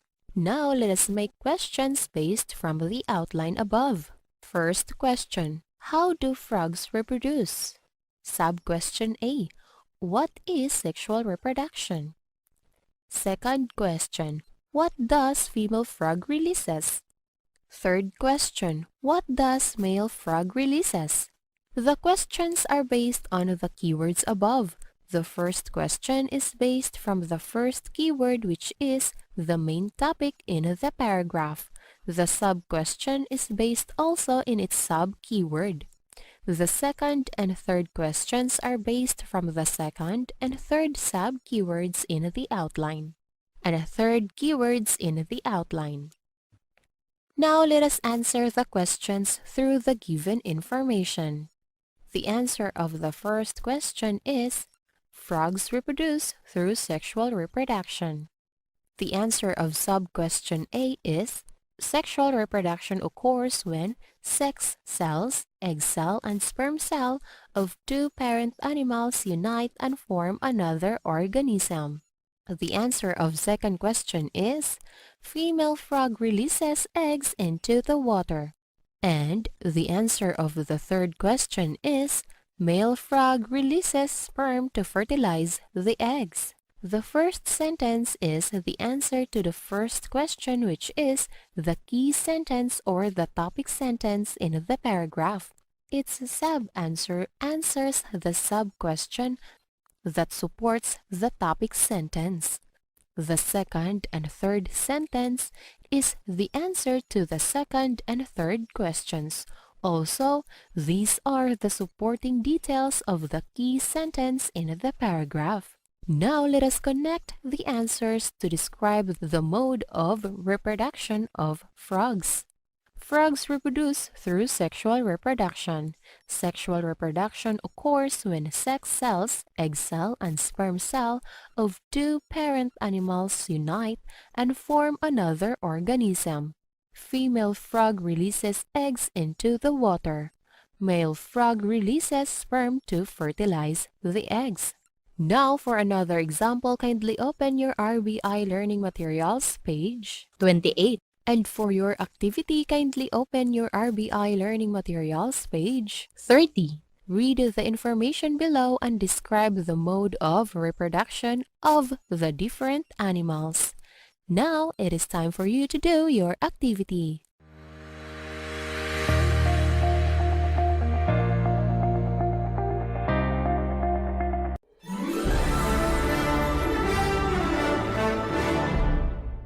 Para sa mga bata sa Grade 5 EPP, na isasagawa ang wastong paraan ng pamamalansya. Mga bata, sa araw na ito, ating alamin kung paano isagawa ang wastong paraan ng pamamalansya. Mga bata, ang gawain ninyo pagkatapos ng leksyong ito ay isang performance activity. Ngayon mga bata, pakibuksan ang inyong self-learning materials sa page 1. Inyong mababasa ang impormasyon tungkol sa pamamalansya. Ang kagandahan ng damit ay nakasalalay kung paano ito pinaplansya upang maibalik ang dating hugis ng kasuotan. Ang pamamalansya ay isang paraan ng pag-aalis ng lukot ng mga damit na dulot ng paglalaba upang maibalik ang dati nitong hugis at anyo. Kailangang plansyahin muna ang mga damit bago isuot upang maging malinis at maayos itong tingnan. Mga paraan ng pagpaplansya. Una, ihanda ang mga paplansyahing damit. Pangalawa, ihanda ang plansyahan o ironing board. Tiyakin na malinis ang sapin nito. Pangatlo, tiyakin din na malinis ang plansya at walang kalawang. Iset ang temperature ng plansya ayon sa uri ng damit na paplansyahin. Plansyahin ang mga damit ayon sa paalalang taglay nito sa mga etiketa. Ngayon mga bata, pakinggan natin ang isang sitwasyon tungkol sa pamamalansya. Maagang gumising si Trisha para pumasok sa eskwela. Pagkatapos niyang naligo at kumain, napansin niyang gusot ang kanyang uniforme. Agad niya itong inihanda para plansyahin. Agad rin niyang kinuha ang plansya at ang ironing board. Agad niyang plinansya ang kanyang uniforme. Pagkatapos, pumasok na siya sa paaralan. Mga bata, ang sitwasyon na aking binasa ay nagpapakita ng tamang paraan ng pamamalansya. Ngayon, pakibuksan ang inyong self-learning materials sa pages 1, 2, at 3. Inyong mababasa ang iba pang halimbawa sa mga paraan ng pamamalansya. Narito ang mga paraan ng pamamalansya. Una, ihanda ang paplansyahing damit. Ihanda ang mga gamit na gagamitin gaya ng plantsahan, mga damit, plantsa, sprayer at hanger. Mga bata, sa inyong self-learning materials, inyong makikita ang isang larawan kung paano ihanda ang mga paplansyahing damit. Pangalawa, ihanda ang plantsahan o ironing board. Tiyaking malinis ang sapin ng plantsahan o minsan tinatawag na kabayo. Mga bata, sa inyong self-learning materials, inyong makikita ang isang larawan kung paano ihanda ang plantsahan o ironing board. Pangatlo, tiyakin din na malinis ang plantsa at walang kalawang. Kung ang plantsa ay may kalawang, maaaring dumikit sa damit na paplantsahin. Iset din ang temperatura ng plantsa ayon sa uri ng damit na paplantsahin. Mga bata, inyong makikita sa inyong self-learning materials ang isang larawan ng malinis at walang kalawang na plantsa. Pang-apat, plantsahin ang mga damit ayon sa paalalang taglay nito sa mga etiketa. Ang etiketa ay ang paalala na nakakabit sa damit upang mapangalagaan ito. Basahin ang paalala ng damit upang hindi ito masira. Mga bata, sa inyong self-learning materials, inyong makikita ang halimbawa ng isang larawan ng etiketa. Pang-5, sa pamamalansya ng kasuotan gaya ng A. Bestida. Baliktarin muna at plantsahin ang bulsa, kwelyo, balikat at likod at harap ng bestida, manggas at laylayan. Sa inyong self-learning materials, inyong makikita ang isang larawan kung paano plantsahin ang bestida. B. Palda. Baliktarin para plantsahin ang bulsa. Ibalik sa karayagang bahagi nito at ayusin ang pleats ayon sa tupi o tiklop. Plantsahin ito mula sa laylayan pataas. Inyong makikita sa inyong self-learning materials ang isang larawan kung paano plantsahin ang palda. C. Pantalon. Baliktarin at plantsahin muna ang mga bulsa. Ibalik sa karayagang bahagi. Ayusin ang tupi at plantsahin ang magkabilang bahagi nito. Sa inyong self-learning materials, inyong makikita ang isang larawan kung paano plantsahin ang pantalon. Nakuha niyo ba mga bata? Magaling! Ngayon, pakibuksan ang inyong self-learning materials sa page 4 para sa inyong gawain sa tulong ng iyong nanay o nakakatandang kapatid. Plantsahin ang inyong mga damit. Lagyan ng check kung naisagawa mo ang wastong pamamaraan ng pamamalansya ng damit at X kung hindi. Ngayon mga bata, oras na para gawin ninyo ang inyong gawain.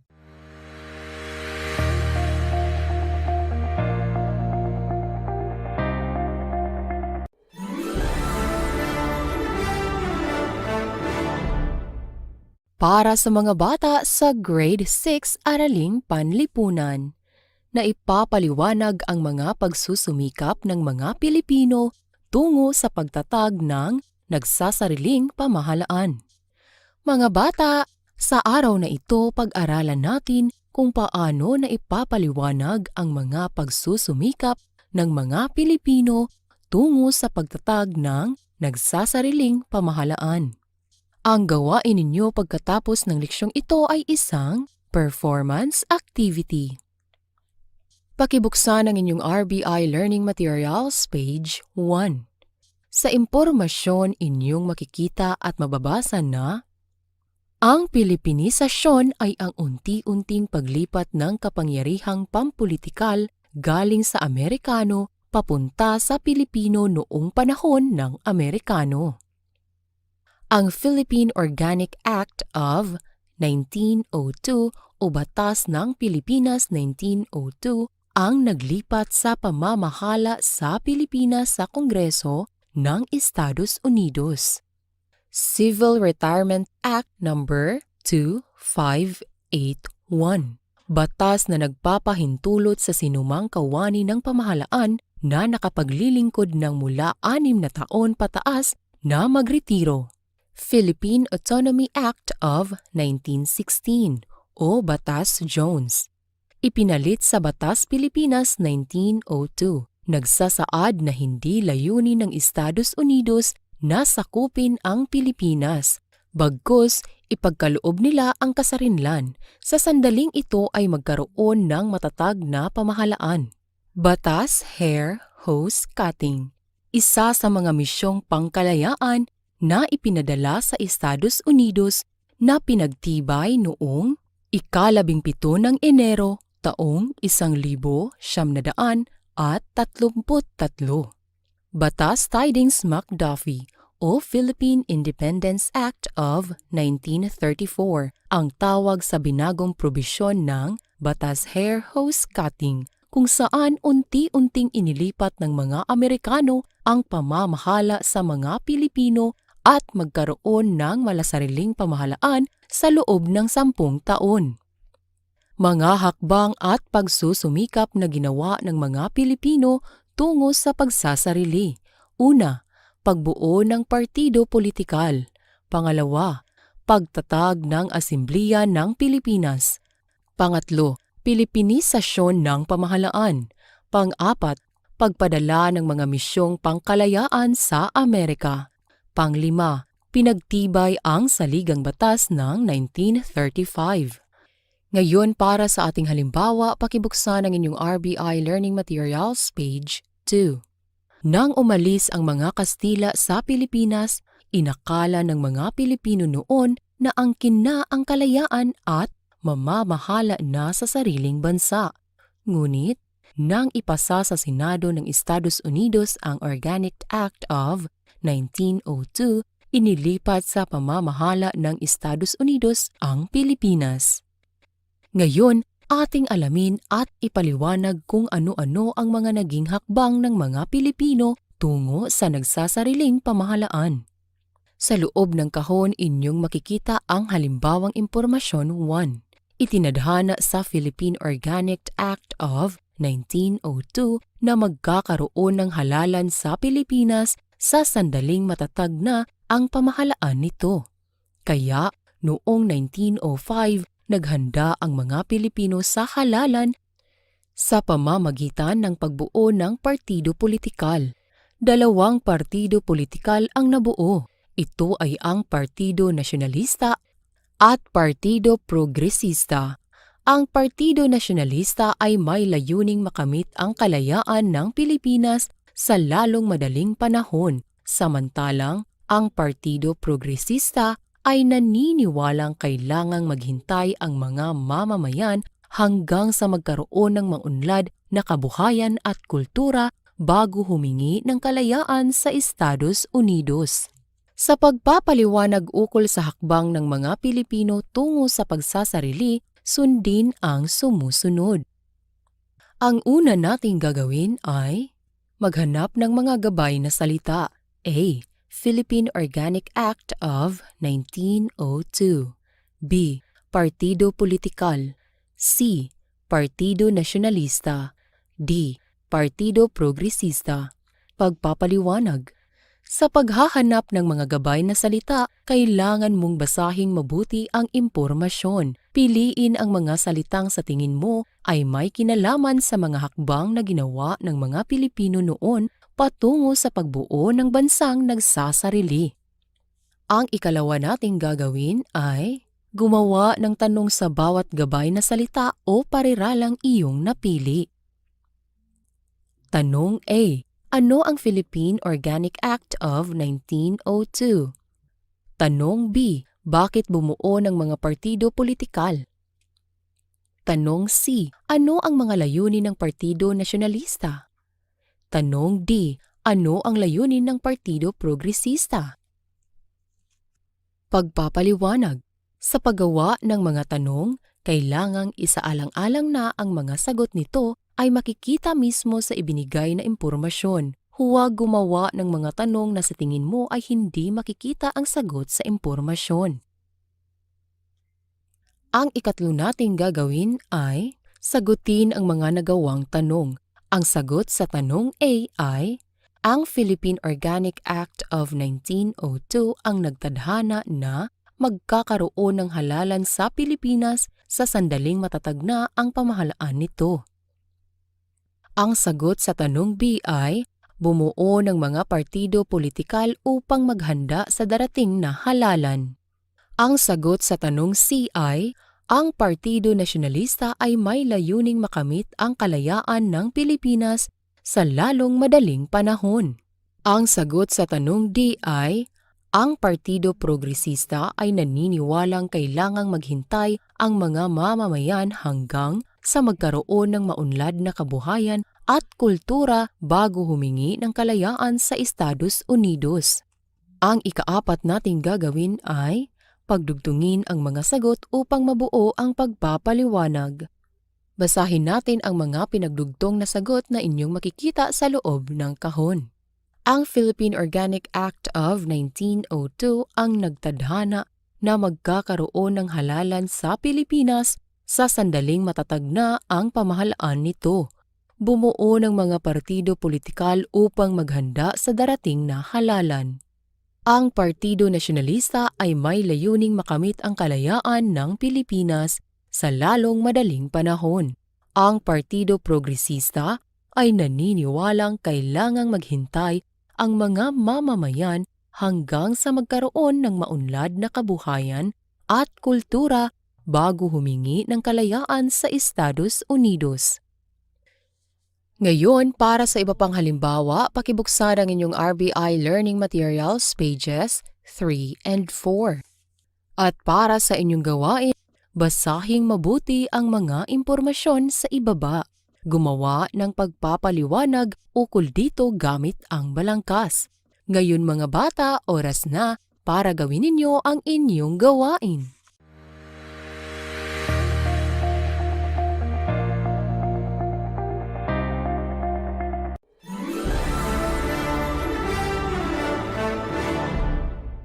Para sa mga bata sa Grade 6 Filipino, nasasagot ang mga tanong tungkol sa napakinggang ulat at tekstong pang-impormasyon. Mga bata, sa araw na ito, pag-aralan natin kung paano nasasagot ang mga tanong tungkol sa napakinggang ulat at tekstong pang-impormasyon. Mga bata, ang gawain ninyo pagkatapos ng leksyong ito ay isang performance activity. Mga bata, pakibuksan ang inyong self-learning materials page 29. Sa impormasyon, inyong makikita at mababasa na sa pakikinig, mahalagang matutunan ang mga tuntunin. Una, maupo ng matuwid at ituon ang atensyon sa nagsasalita. Pangalawa, itala ang mga mahahalagang pangyayari sa mapapakinggang kwento. Mga bata, nasasagot natin ang mga tanong tungkol sa ulat o teksto kung ating aalamin ang mga salitang ginagamit sa pagtatanong. Ang panghalip na ano ay ginagamit sa pagtatanong ng bagay, hayop, katangian, pangyayari o ideya. Ang panghalip na sino o kanino ay ginagamit sa pagtatanong para sa tao. Kung maraming tao ang tinatanong, magiging sino-sino. Panghalip na pananong na saan ay ginagamit sa pagtatanong para sa lugar. Panghalip na pananong na kailan ay ginagamit sa pagtatanong para sa panahon at petsa. Panghalip na pananong na bakit ay ginagamit sa pagtatanong para sa dahilan. Panghalip na pananong na paano ay ginagamit sa pagtatanong para sa pamamaraan.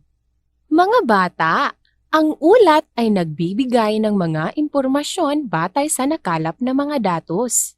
Mga bata, para sa karagdagang detalye, pag-aralang mabuti ang impormasyon na inyong makikita at mababasa sa inyong self-learning materials.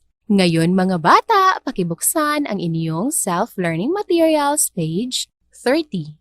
Pakinggang mabuti ang ulat na Ang Batang Matibay 2021 Awards para masagot ang mga katanungan na inyong makikita sa inyong self-learning materials.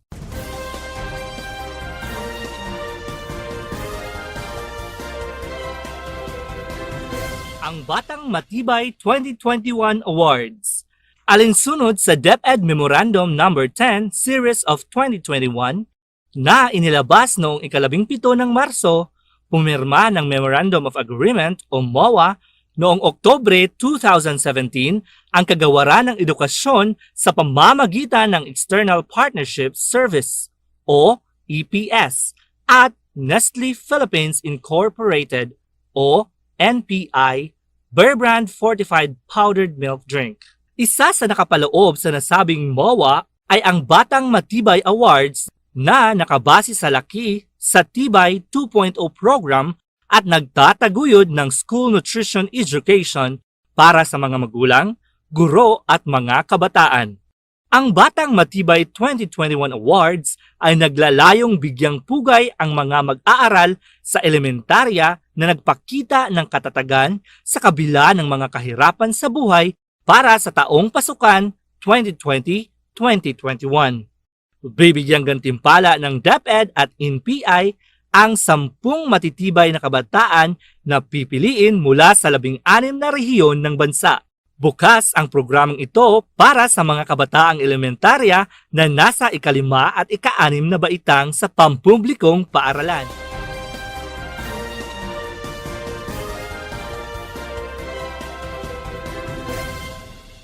Ngayon mga bata, base sa ulat na inyong napakinggan, sagutin natin ang mga katanungan. Unang tanong, ano ang nakapaloob sa ulat? Mga bata, base sa ating napakinggan, ang nakapaloob sa ulat ay ang pagpili sa Batang Matibay 2021. Mga bata, panghalip na pananong na ano ang ginamit sa pagtatanong para malaman natin ang nakapaloob sa ulat. Sa tanong na, ano ang nakapaloob sa ulat? Nangangailangan ito ng sagot tungkol sa pangyayari. Kaya, ang sagot sa tanong sa ibabaw ay pagpili sa Batang Matibay 2021. Ikalawang tanong. Sino-sino ang mga kwalipikadong sumali sa Batang Matibay 2021 Awards? Mga bata, base sa napakinggang ulat, ang mga kwalipikadong sumali sa Batang Matibay 2021 Awards ay ang mga mag-aaral sa ika-5 at ika-6 na baitang. Mga bata, sino-sino ang ginamit sa pagtatanong para malaman natin ang mga kwalipikadong sumali sa Batang Matibay 2021 Awards? Sa tanong na, sino-sino ang mga kwalipikadong sumali sa Batang Matibay 2021 Awards? Nangangailangan ito ng sagot na mga tao. Kaya, ang sagot sa tanong sa ibabaw ay mga mag-aaral sa ika-5 at ika-6 na baitang. Mga bata, basahin at pag-aralang mabuti ang mga karagdagang halimbawa na inyong makikita sa inyong self-learning materials. At para sa inyong gawain, pakibuksan ang inyong self-learning materials page 32. Sagutin ang mga katanungan sa pamamagitan ng pakikinig sa tekstong Early Registration sa taong pasukan 2021 hanggang 2022. Early registration sa taong pasukan 2021-2022. Dahil sa malaking pagbabago sa kalendaryo ng school year 2020-2021, ang Kagawaran ng Edukasyon o DepEd ay nagsasagawa ng maagang pagpaparehistro para sa school year 2021-2022 mula ika-26 ng Marso hanggang ika-30 ng Abril taong 2021. lahat ng papasok na kindergarten, baitang 1, 7 at 11 sa mga pampublikong paaralang elementarya at sekundarya ay dapat magparehistro upang makagawa ang kagawaran ng mga kinakailangang paghahanda at makaplano para sa darating na pasukan. Ayon ni Kalihim Leonor Magtolis Briones, ang maagang pagpaparehistro ay sapilitan para sa mga pampublikong paaralan habang opsyonal para sa mga pribadong paaralan. Gayunpaman, ang mga pribadong paaralan ay inatasan na maghigpit na ipatupad ang cut-off age sa mga kindergarten sa ilalim ng Department Order No. 20, Series of 2018. Samantala, pinaalalahanan ng DepEd ang mga paaralan at ang publiko na sundin pa rin ang pag-iingat laban sa COVID-19 para sa pagsasagawa ng maagang pagpaparehistro. Sa umiiral na public health emergency dahil sa COVID-19, ang pagsasagawa ng maagang pagpaparehistro ay gagawin ng walang physical contact sa mga lugar sa ilalim ng General Community Quarantine o GCQ. Ang pagpaparehistro ng mag-aaral sa ilalim ng Modified General Community Quarantine o MGCQ ay maaaring payagan sa pamamagitan ng mga magulang o tagapag-alaga basta't ang pisikal na distansya at mga health protocols ay mahigpit na sinusunod. Dagdag ni Briones. Ang maagang pagpaparehistro ay inilunsad upang matulungan ang kagawaran na magkaroon ng inisyal na bilang ng mga mag-aaral sa darating na taong pasukan na nakasaad sa DepEd Order bilang 3, Series of 2018 o ang Batayang Patakaran sa Edukasyon. Tinitiyak ng maagang kampanya sa pagpaparehistro ang karapatan ng lahat ng mga nasa edad na mag-aral na maitala at pantay na mabigyan ng kalidad at accessible na edukasyon. Ngayon mga bata, base sa napakinggang teksto, sagutin ang mga sumusunod na katanungan. Una, ano ang nilalaman ng teksto? Pangalawa, sino-sino ang mga maaaring magpatala sa early registration? Pangatlo, saan pinapayagan ang pagpapatalang pisikal? Pang-apat, kailan gagawin ang early registration sa taong pasukan 2021 hanggang 2022? Panglima, bakit inilunsad ng Kagawaran ng Edukasyon ang early registration? Pang-anim, paano isinagawa ng DepEd ang kampanya sa early registration? Ngayon mga bata, oras na para gawin ninyo ang inyong gawain.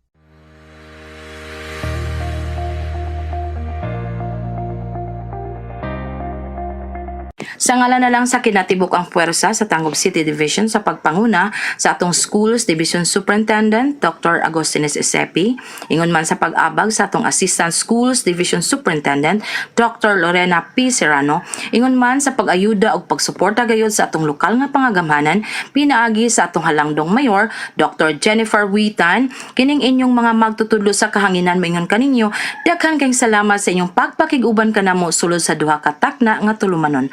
Hangtod ugma, bye-bye everyone, God bless us all.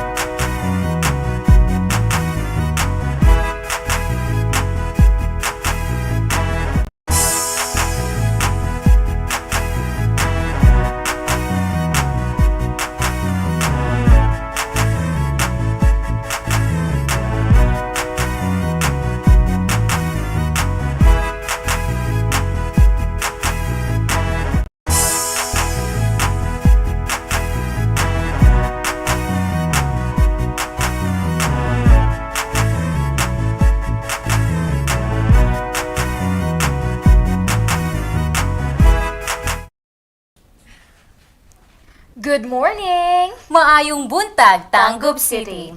Today is December 10, 2021, Friday.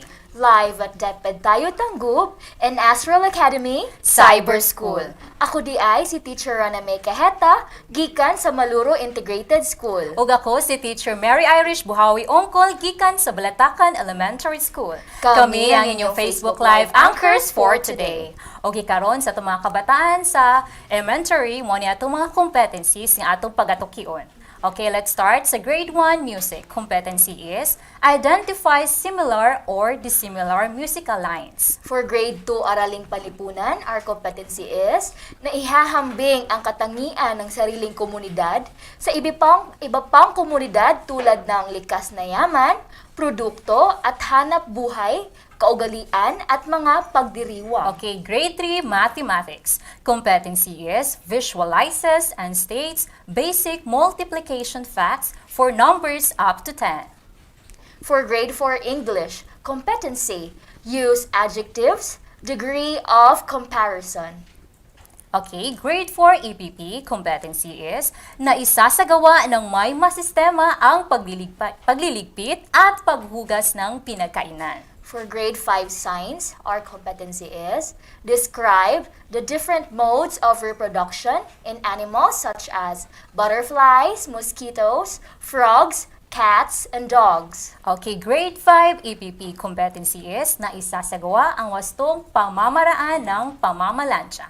For grade 6 Araling Panlipunan, competency is na ipapaliwanag ang mga pagsusumikap ng mga Pilipino tungo sa pagtatatag ng nasasariling pamahalaan. At grade 6 Filipino competency, nasasagot ang tanong tungkol sa napakigang ulat at tekstong pang-impormasyon. Okay, stay tuned mga kabataan nato, okay? We'll be right back after this short break. This is Astral Academy Cyber School.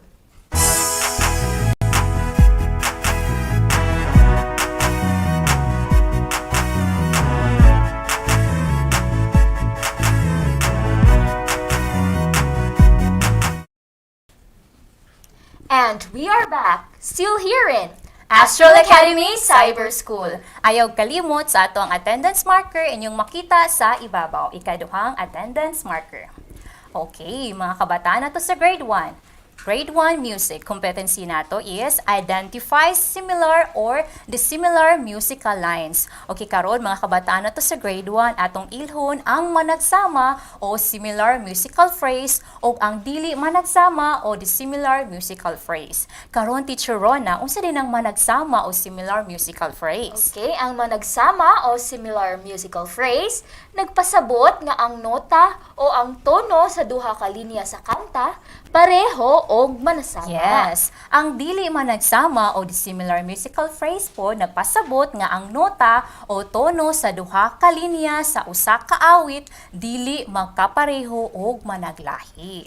Okay karon, ato na kita ang kinatibukan sa usa ka kanta naglangkob sa mga phrases. Ang usa ka kanta pwede nga adunay tulo o daghan pang mga phrases ang naglangkob diini. So timan inyo mga kabataan nato sa grade 1. Karon ato ta sa atong pananglitan. So Teacher Rona, natin nakita ano nga musical score nga Baba Black Sheep. Ato nakita nga musical phrase 1 o line 1, musical phrase 2 o line 2 ug ang musical phrase 3 o line 3. Karon sa ato ang una nga pananglitan, Teacher Rona. Unsa may mo nakita, unsa may mo napansin sa musical phrase 1 or line 1 o musical phrase 3 o line 3? Okay, so makita nato diha nga sa musical phrase 1 o sa musical phrase 2, aduna sila'y nagkalain-lain nga nota. Yes. Nagpasabot sab kini nga nagkalahi-lahi sad sila og tono. How about ang musical phrase 1 o musical phrase 3, Teacher Rona? Okay, so karon ang musical phrase 1 ug ang musical phrase 3 pareha na sila og mga nota, ma'am. Nagpasabot kini nga pareha sila usab og tono. Yes.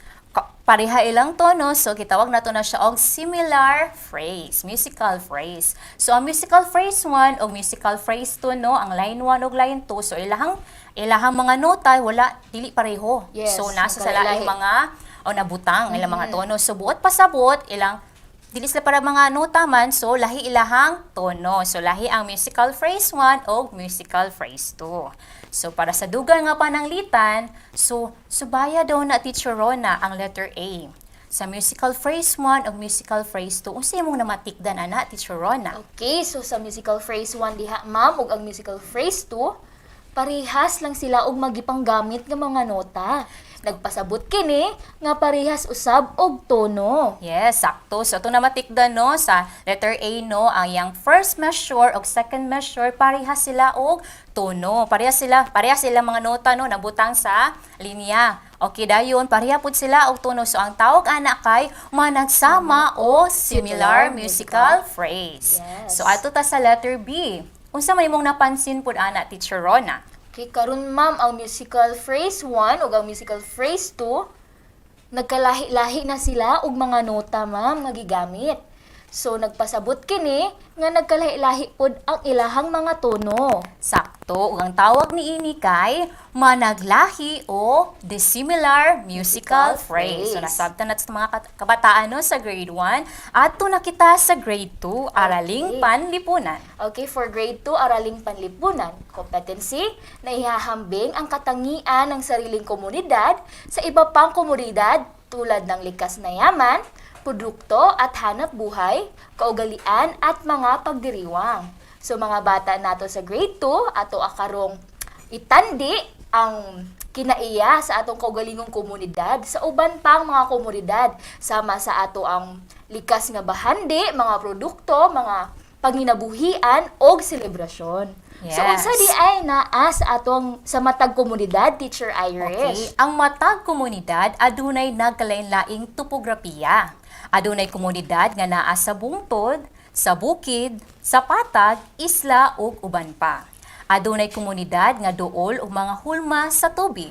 Tungod niini lahi ang klase sa mga tanom ug hayop ang atong makita o klase sa panginabuhian kaysa uban. Yes, karon naakitay Yes, atong pananglitan. Yes, naay karon atong isa ka table nga nagtandi sa duha ka komunidad. Unsa kini nga mga komunidad diha, Okay, Teacher Irish? ang atong itandi nga mga komunidad mao ang Prinsa Tangub City ug ang Makilaw Tangub City. Okay, so ang Prinsa mao kini ang ato ang komunidad, dayon ang laing komunidad diha ang Makilaw. Okay, so unsa man ang bahandi sa kinayahan nga naa sa Prinsa ma'am og sa Makilaw? Okay, so atong nakita no sa Prinsa Tangub City ang nasa bahandi sa yuta o yamang lupa. So sa rich Makilaw, sila, ana. Tangub City, bahandi sa tubig o yamang tubig. Okay, so daghan gyud ma'am no? Yes. Daghan gyud yuta or kanang mga farm or something ana diha Dito sa sa Prinsa. Prinsa. While diha sa Makilaw, daghan pug katubigan. Yes. Yes, so unsa man ang mga produkto nga makita nato sa Prinsa ma'am?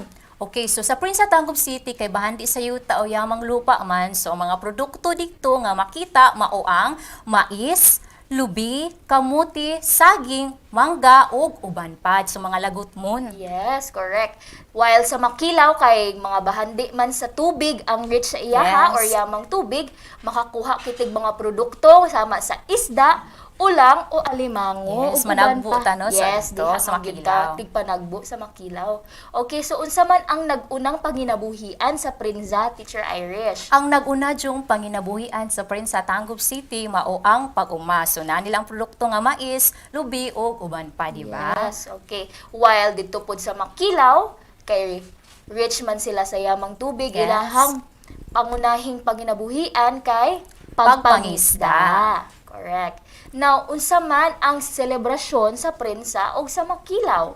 Okay, sa Prinsa ug Makilaw, Tangub City, silang duha mao nagsaulog og pista. Okay, so pareho sila ma'am Yes, no? nagsaulog Nga sila nagsaulog og pista. og kapistahan. Okay, karon ato ang tubago ng mga giya nga pangutana. So unsa man ang pareho sa duha ka lugar sa Makilaw ug Okay. sa Prinsa? Ang Prinsa Tangub City ug ang Makilaw Tangub City, pareho sila nga nagsaulog og pista. Correct. Dayon unsa man ang ilang kalahian? Okay, sa Prinsa Tangub City ug sa Makilaw Tangub City, kalainan nila ang pritsa abunda sa bahanding yuta. Mais, lubi, kamuti ug saging ang ilang mga produkto o paguma ang naguna nilang panginabuhian. Samtang ang Makilaw Tangub City abunda sa bahanding tubig, isda ulang ug alimango ang ilang mga produkto o pangisda ang naguna nilang panginabuhian. Okay, karon ato ang itandi ang Yes. kinaiya sa duha ka komunidad, ma'am. So atong gamiton kay Venn diagram. Yes. So atong ibutang diha sa tunga ang ilahang kapareho sa duha ka komunidad. Yes, sa pikas mao ang mga kinaiya sa prensa ug sa pikas na sad ang mga kinaiya sa komunidad nga makilaw. Okay. So mga bata, if inyuhang tubag parehas diha sa screen, sakto. Okay. So, stay tuned mga kabataan nato no. So, nasabta naman no sa ang grade 2 Araling Panlipunan. We'll be right back after this short break. This is Astral Academy Cyber School.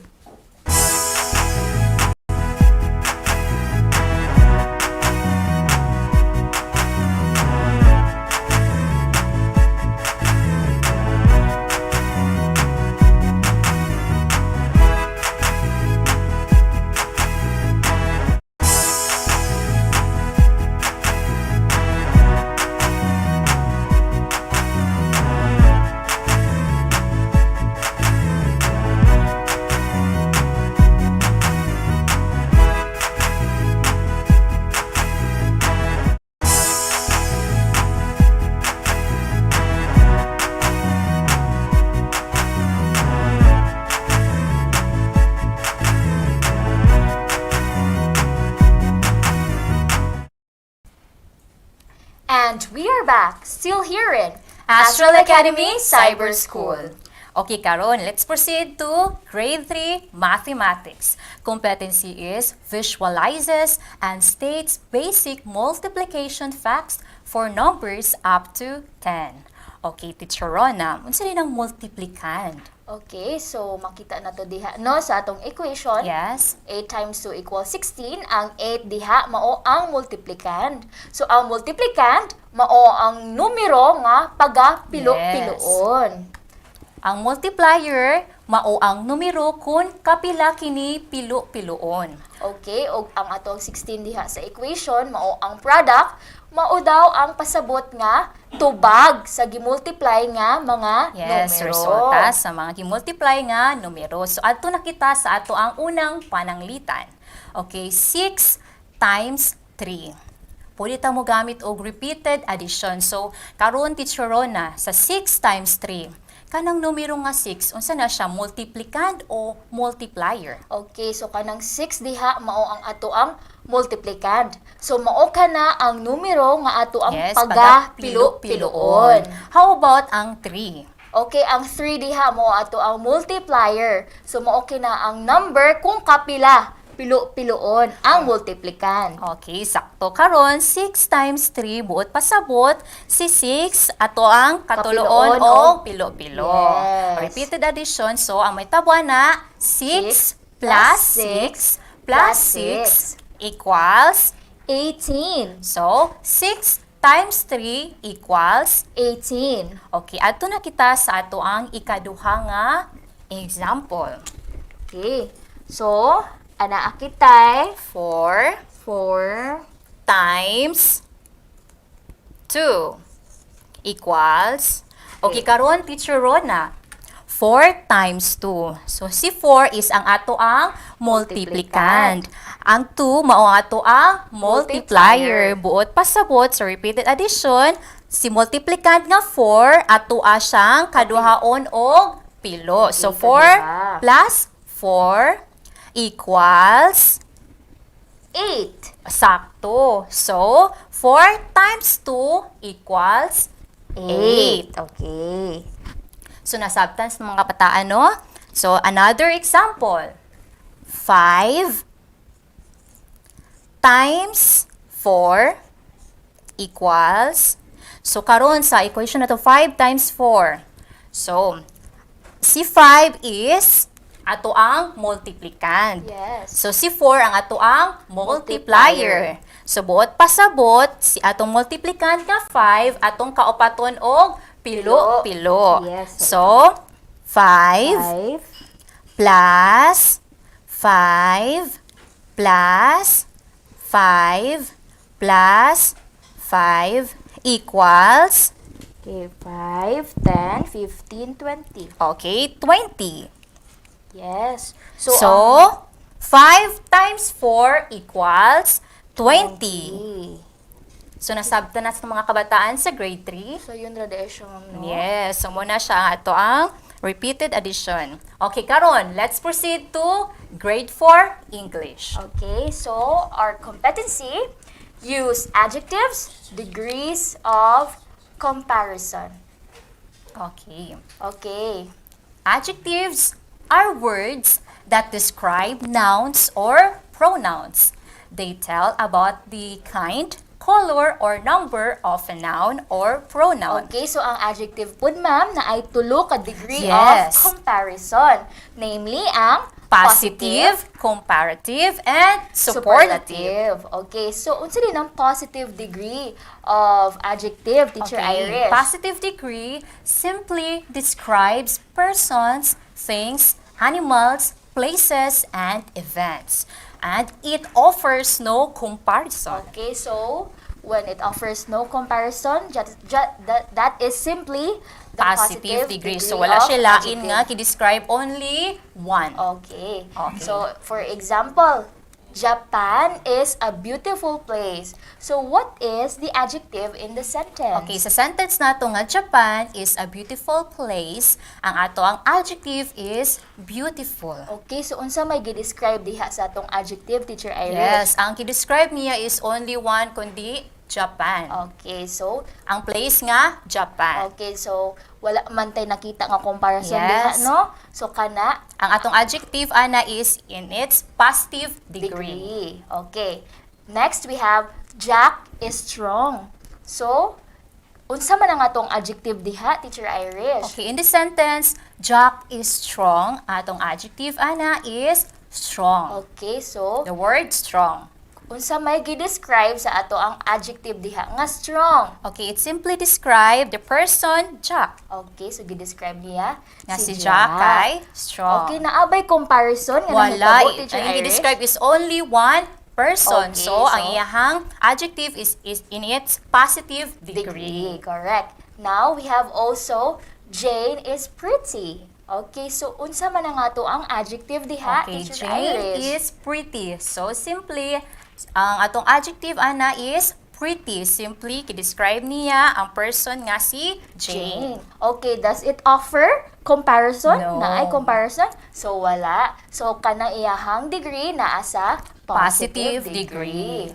Now, let's have the comparative degree. So, unsa din ang comparative degree of adjective, Okay. Teacher Irish? So, comparative degree compares noun to another noun. So, ang ruling na to ana is add ER for one-syllable adjectives and add more for two or more syllable adjectives, and adjectives ending in Y, change Y to I and add ER. Okay, so if the adjective is only composed of one syllable, ada na to daw og ER. Yes. Basta one syllable. Now, if it's two or more syllable, ang gigamit nga adjective, ato ang adan og more. And then, if the adjectives ends with Y, so i-change it into I and then add ER. Okay, para mas masabtan, adula kita yung mga example. So, South Korea is more beautiful than Japan. So, unsa man ang ato ang adjective nga gigamit diha, Teacher Okay, in Irish? this sentence, ang South Korea is more beautiful than Japan. Muna itong sentence. So, ang atong adjective, ana, is more beautiful. So, it is in a comparative degree. Yes, so, ang because beautiful. i-compare niya ang duha ka noun nga South Korea and Japan. Okay, so naanay comparison nga Yes. nahitabo, Teacher Irish, no? Compare niya ang duha no ka places. Yes. Now, so nganong adan man nato nag-more? It's Teacher? because ang beautiful is a one-syllable adjective. So, tangan nato siya og more. Okay, so ang beautiful kay three ka syllable. Yes. Maong, gi-add na to og more. Kay kung one la ka syllable, Three syllable, yeah. ER ato gi-add. Yes. Okay, so since it is beautiful, 3 syllable, we add more. More. So, That's right. to make a comparison and to change the degree of the adjective, we add more to beautiful. So, South Korea is more beautiful than Japan. Okay, let's have another example. Jill is stronger than Jack. Okay, in this sentence, Teacher Irish, what is our adjective? Okay, our adjective sa kanang sentence is stronger. Okay.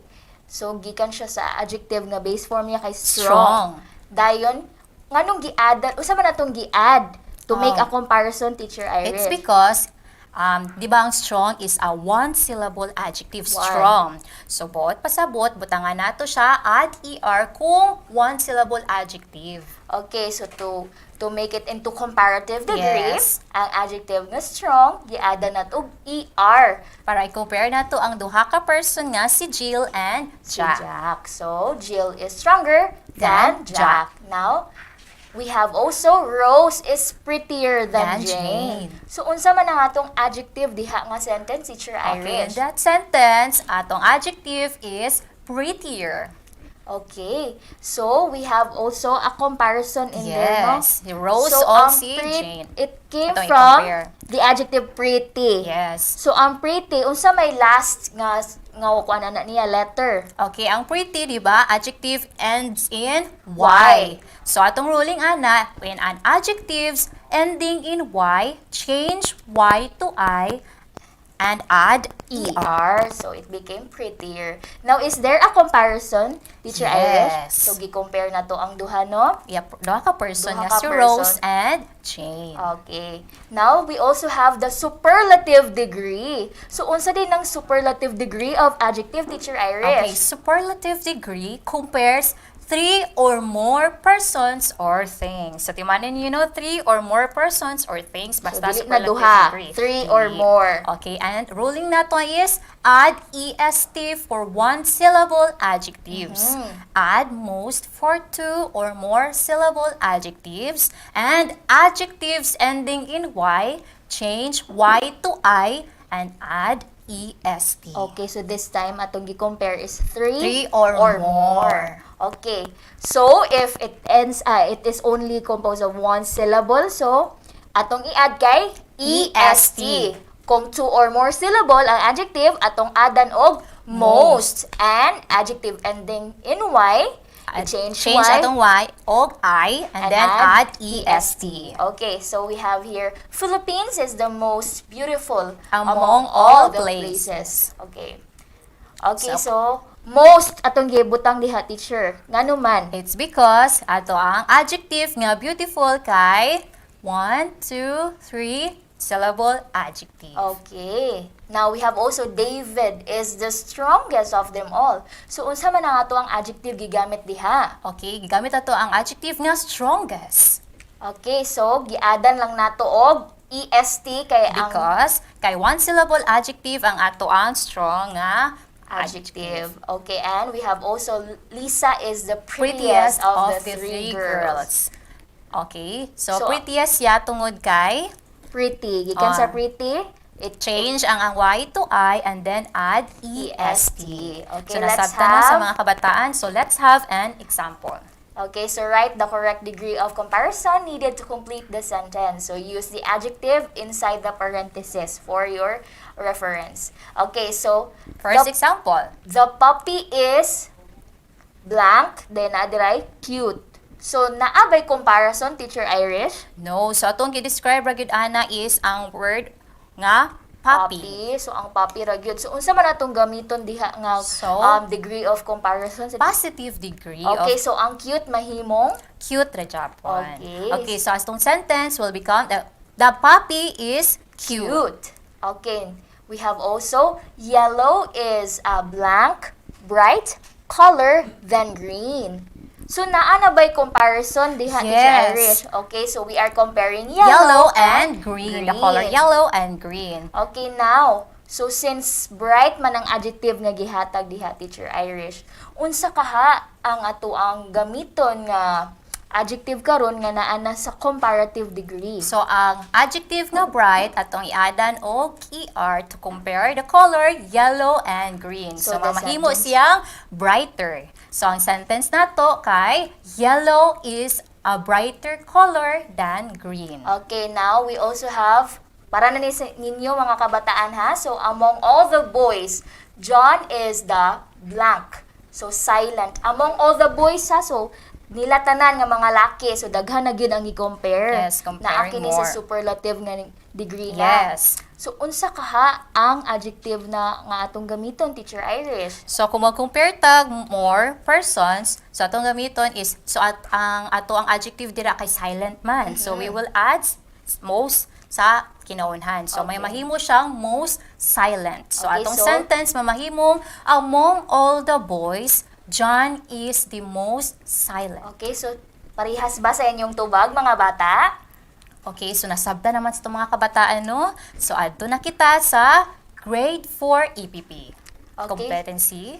Na isasagawa ng may sistema ang pagliligpit at paghuhugas ng pinagkainan. So ang masayang mag-anak ay makikitang sama-samang kumakain sa hapagkainan, di ba Teacher Irish? Yes. So ang paghahanda ng masustansyang pagkain, pag-aayos at paggamit ng kubyerto sa hapagkainan, pagliligpit at paghuhugas ng pinagkainan ay dapat matutunan at maisagawa ng batang katulad mo. So naagi di ay siya systematize nga way, Yes. ma'am, no, sa Importante, paglimpyo, Jud. paglimpyo sa atong kinanan o paghugas. So dapat So yun datang ang ato- isunod good nga proper way. Correct. So ang first is ang paglilinis ng mesa. Unsa di ay una dapat nga buhaton, Teacher Irish? So mga kabataan nato sa grade 4, so muna ato mga buhaton, so maglimpyo ta sa ato ang lamisa after nato og Kaon. Okay, una, alisin ang tira-tirang pagkain sa plato. Okay, so Ikalawa, pagsama-samahin ang mga magkakaparehong pinggan at ilagay sa tray. Ikatlo, dalhin ang mga ito sa kusina upang hugasan at itago ang mga pagkaing hindi naubos at linisin ang mesa. Okay, so first gid ay no kay imuhang kwaon Yes. ang mga mumho. Importante. Yes, then imo na day siyang i-arrange. So kung parehag sizes, mao gid to imuhang para ilutod. And then ibutang siya sa tray para di mabuak. And then i-adto nimo dito sa hugasan. Dayon Ready imuhang na for i-keep na dayon tong mga leftovers nga mga Yes. food para pwede pa kanon sa sunod. Okay, so next Sa thing that paghugas we'll do is maghugas na ng ta. pinagkainan. Okay, muna importante na itong sundon ha. Okay, una, hugasan ang pinagkainan sa ganitong pagkasunod-sunod. So, unsa may unang buhaton, Teacher Rona? Una day nato nga hugasan kay ang mga baso o glassware. Dayon sunod nato hugasan kay ang mga kubyertos or silverware. Sama sa kutsara, tindor. Yes. Dayon ang ato ang isunod ana kay ang plato o chinaware. Dayon ang isunod sa plato nato og hugas kay ang mga sandok at siyanse. And ang lastly ato ang hugasan ang ato mga kaldero, kaserola, kawali at uban pa. So after nato og kuha nato nil kanang stagana hugasan nato, kuha nato to ilang mga muho. Ato ana dayong sabunan lin ato gihapon ang iyahang kuan, ma'am. Yes, katog po ang ilahang kuan process. Yes, so katog gihapon unahon nimo ang baso, silverware, chinaware, so natuon gid ay nato siya paghugas. Sunod nato buhaton kay Banlawang mabuti, patuyuin ang mga ito gamit ang malinis na pamunas. Ang mga baso ay hindi pinupunasan upang hindi lumabo. At iligpit o ilagay ang mga ito sa dapat kalagyan. Tiyaking malinis ang paglalagyan nito at ilagay sa bandang unahan o sa lugar na madaling makuha ang mga kasangkapang karaniwang ginagamit. Okay, so katong mas ginagamit nato, no? Mo'y unahon nato ibutang nato sa mas dali nato Yes, makuha. makuha. Okay, so mo kadto ang at wastong pamamaraan ng pagliligpit ng pinagkainan. Okay, more discussions after this short break. This is Astral Academy Cyber School.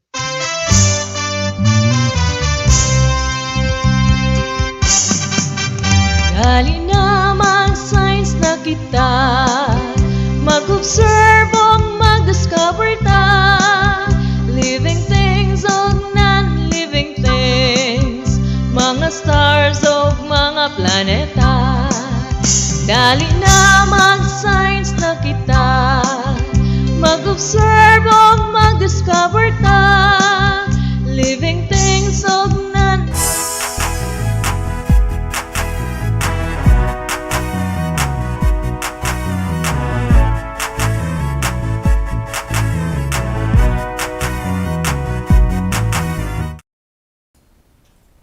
And we are back, still here in Astral Academy Cyber School. Para sa atoang grade 5 science competency, describe the different modes of reproduction in animals such as butterflies, mosquitoes, frogs, cats, and dogs. So, unsa rin ang reproduction, Teacher Irish? Okay, reproduction is one of the important life process which ensures the continuation of similar kinds of individuals generation after generation. Okay, so pag-reproduce og similar kinds of individuals generation after generation. So there are two modes of reproduction. So unsa man kana, Teacher Irish? Okay, ang two modes of reproduction mo kini ang sexual reproduction o asexual reproduction. So when we talk about sexual reproduction, occurs when sex cells, the egg cell and the sperm cell of two parent animals unite and form another organism. These animals are born alive and hatch from eggs, like goats, dogs, cats, frogs, cows, chickens, and many other animals. Okay, so when we talk about asexual reproduction po, it is a kind of reproduction with only one parent involved. Okay, so wala na nag-unite ang Yes. ang mga sex cells. Okay, so let us describe the mode of reproduction in some animals, specifically the frogs. So please read, Teacher Irish. Okay, frogs reproduce through a kind of reproduction called sexual reproduction. Sexual reproduction occurs when sex cells, the egg cell, and the sperm cell of two parent animals unite and form another organism. The female frog releases her eggs into the water. Then the male frog releases his sperm to fertilize the eggs. Okay, so ang ni-undergo ay sila og Sexual reproduction ang frogs. Okay, karon atuan ang i-describe, at to describe that, we need to write an outline. So mag-make ta og Okay, outline. natin gisunod nga gabay no sa pag-describe. Yes, gikan sa mga keywords. So we have Roman numeral number 1, frogs reproduction. So ang iyahang under niya A, sexual reproduction.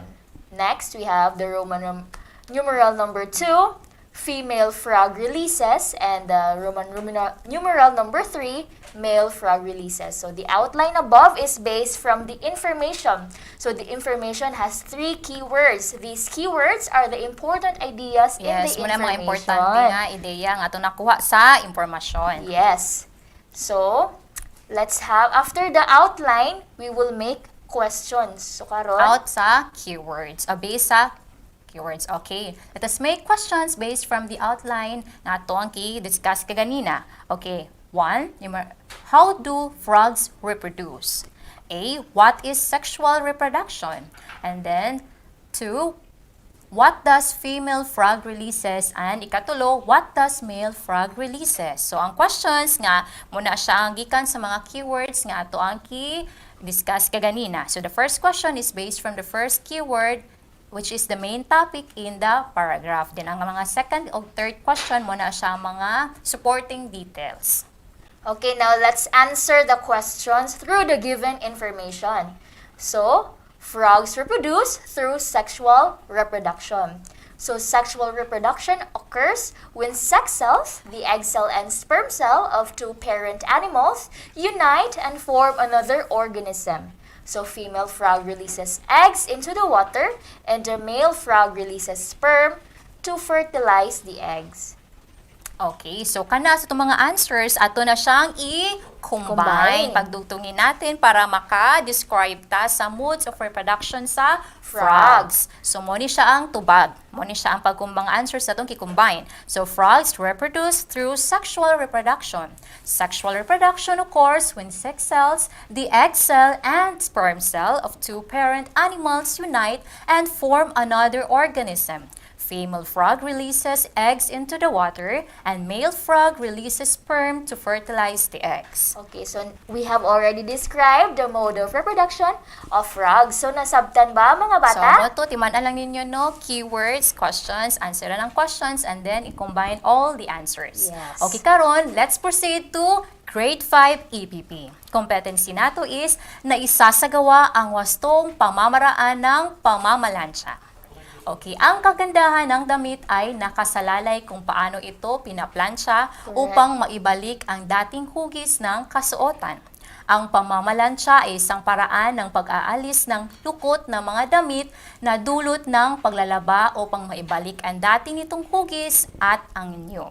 So, anong kinahanglanon man dyan nato plansyahon ng atong mga kasuotan, Teacher Rona? Okay, so kailangan natin plansahin ang ating mga kasuotan upang maibalik ito sa dati nitong anyo. Sumurag yung bago. Para malinis o nindot na hapsay lang tao ng atong mga kasuotan. So, ngayon, narito ang mga paraan ng pamamalansya.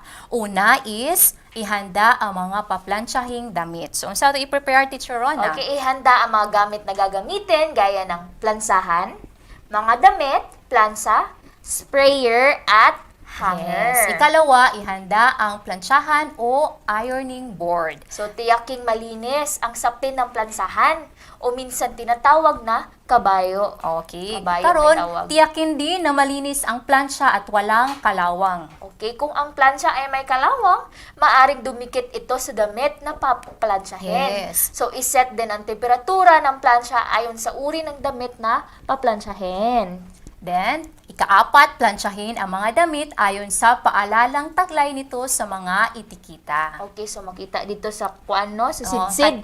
Sidsid sa imuhang sanina. So, ang itikita ay ang paalala na nakakabit sa damit upang mapangalagaan ito. Basahin ang paalaala ng damit upang hindi ito masira. At ikalima, sa pamamalansya ng kasuotan gaya ng bestida, importante nga, baliktarin muna at plansahin ang bulsa, kwelyo, balikat at likod at harap ng bestida, manggas at laylayan. Okay.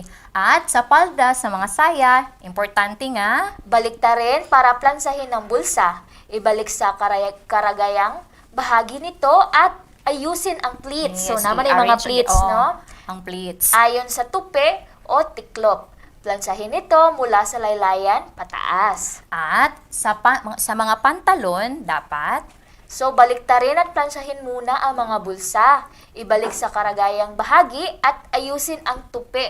At plansahin ang magkabilang bahagi nito. So, muna siya no ang proper way sa pamamalansya. So, take note ato mga kabataan sa grade 5. So, more discussions when we return. This is Astral Academy Cyber School.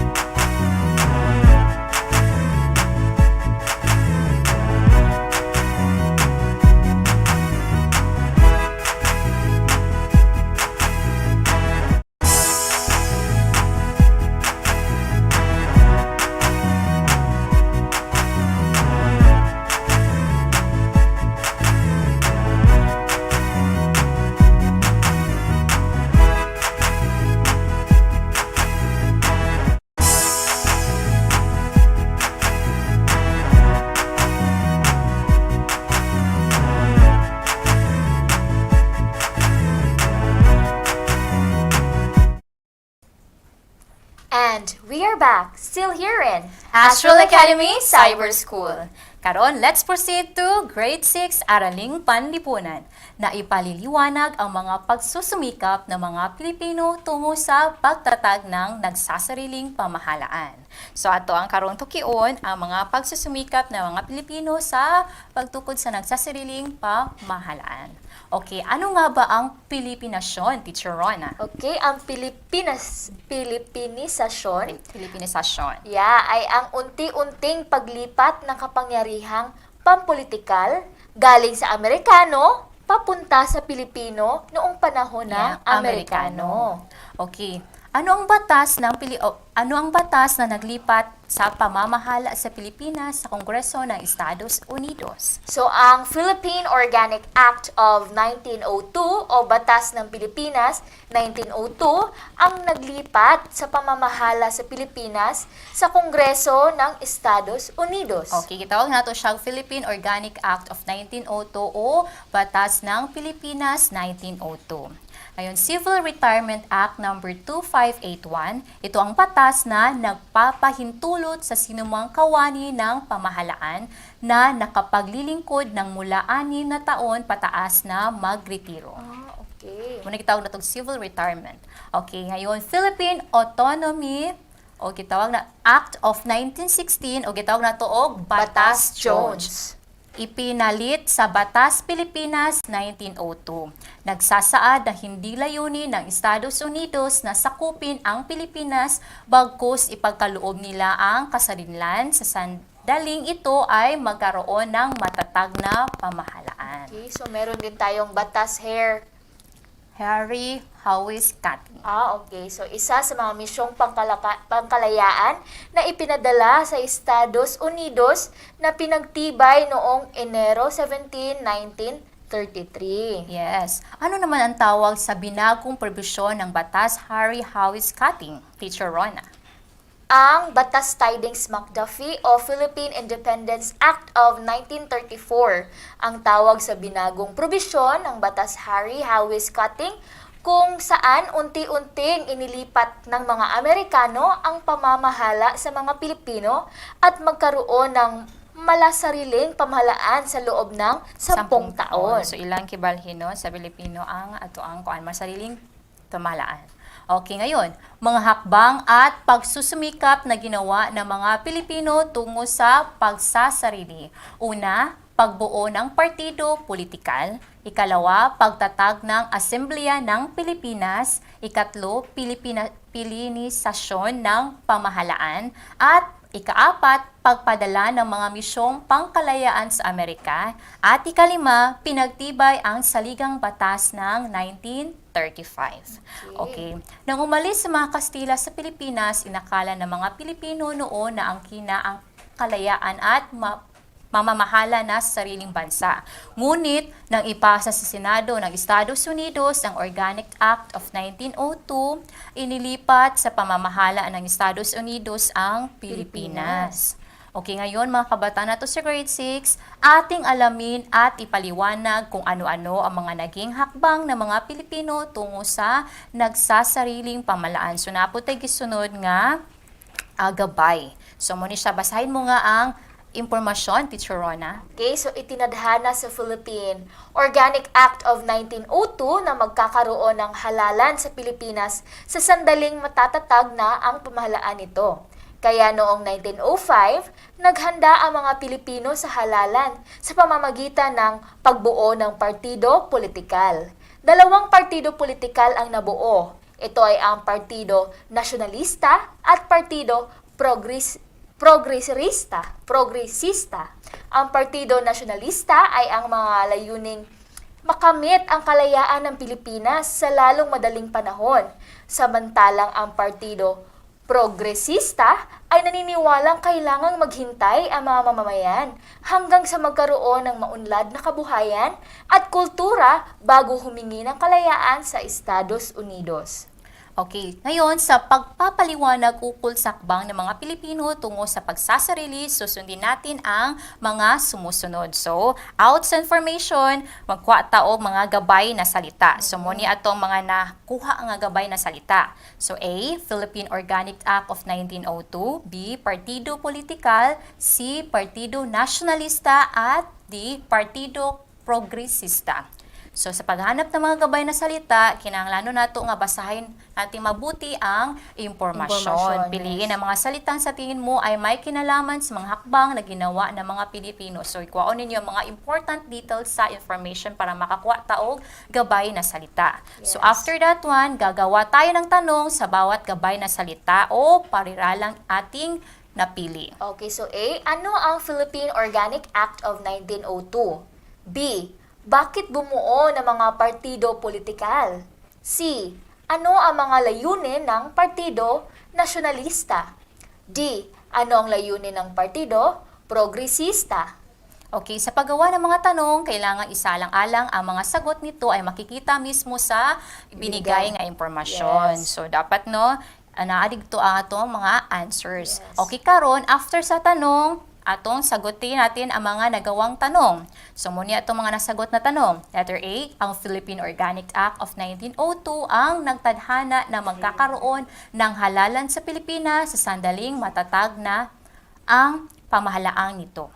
So B, bumuo ng mga partido politikal upang maghanda sa darating na halalan. C, ang Partido Nasyonalista ay may layuning makamit ang kalayaan ng Pilipinas sa lalong madaling panahon. At D, ang Partido Progresista ay naniniwalang kailangang maghintay ang mga mamamayan hanggang sa magkaroon ng maunlad na kabuhayan at kultura bago humingi ng kalayaan sa Estados Unidos. So after nato nasagot ang mga ang mga answers, ato na yung pagtugtungin. Okay, Okay, so pagtugtungin ang mga sagot upang mabuo ang pagpapaliwanag. So, ang Philippine Organic Act of 1902 ang nagtadhana na magkaroon ng halalan sa Pilipinas sa sandaling matatag ang pamahalaan nito. Bumuo ng mga partido politikal upang maghanda sa darating na halalan. Ang Partido Nasyonalista ay may layuning makamit ang kalayaan ng Pilipinas sa lalong madaling panahon.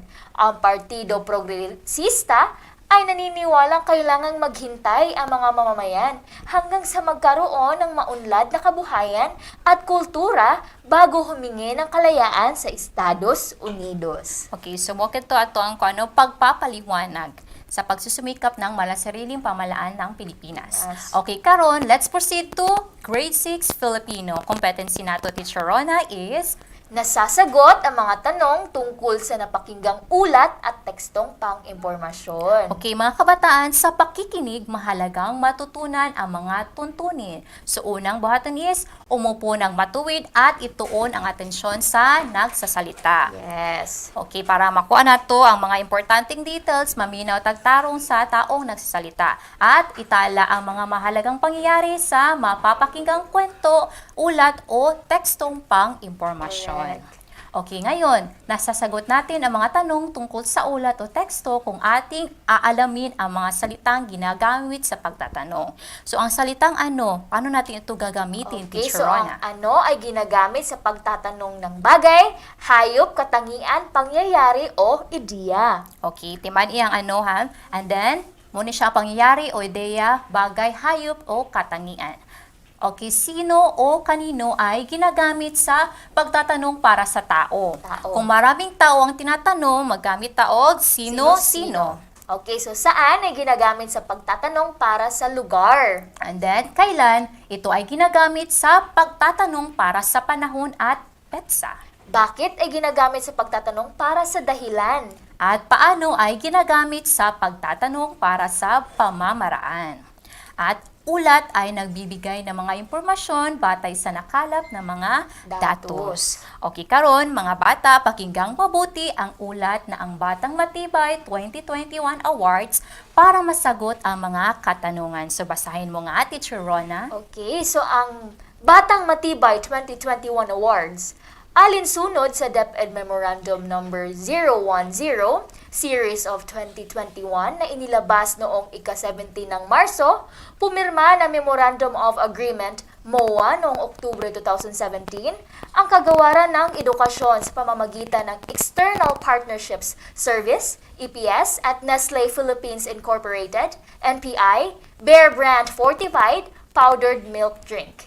Isa sa nakapaloob sa nasabing MOA ay ang Batang Matibay Awards na nakabase sa laki sa Tibay 2.0 program at nagtataguyod ng school nutrition education para sa mga magulang, guro at mga kabataan.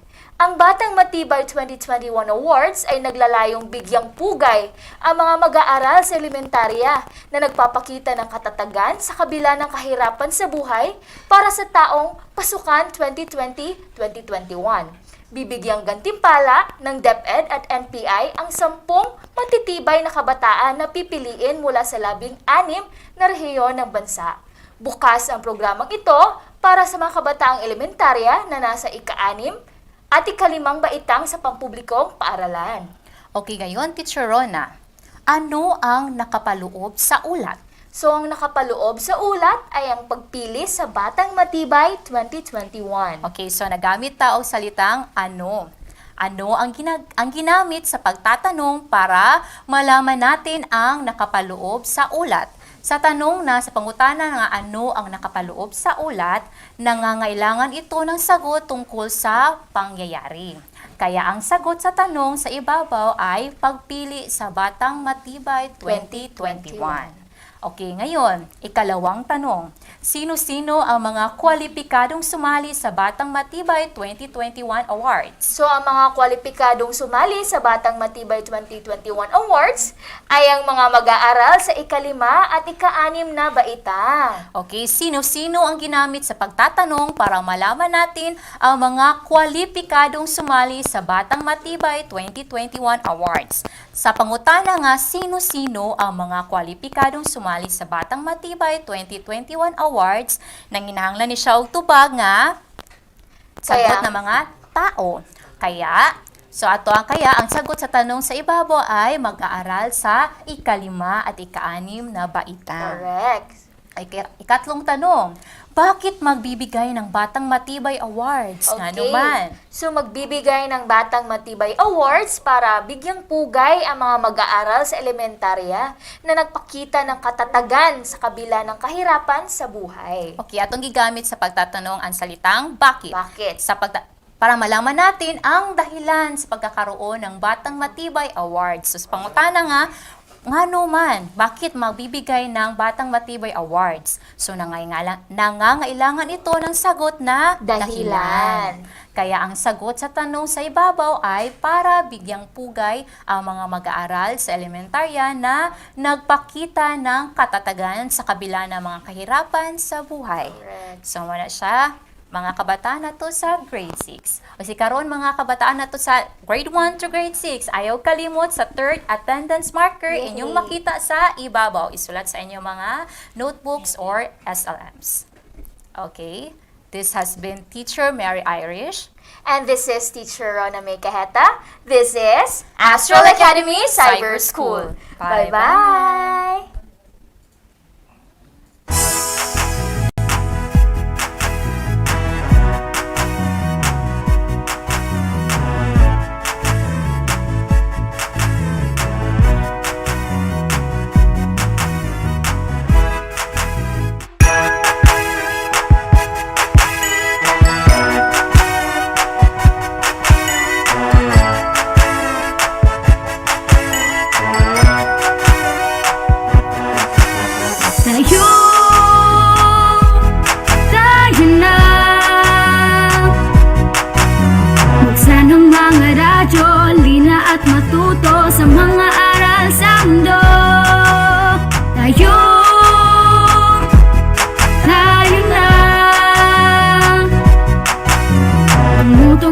TV, mag-aral ng maigi to get the lessons easily. It's tangkop time. We learn all things, it's very fine, masaya. Tutok na. It's tangkop time. We learn all things, it's very fine, masaya.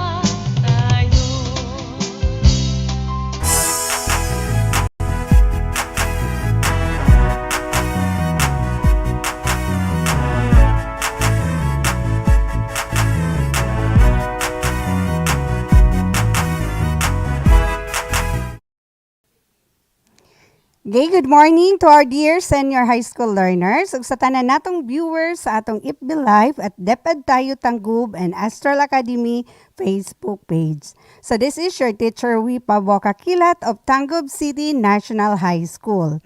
Today is December 10, 2021, and we will be discussing topics about travel services.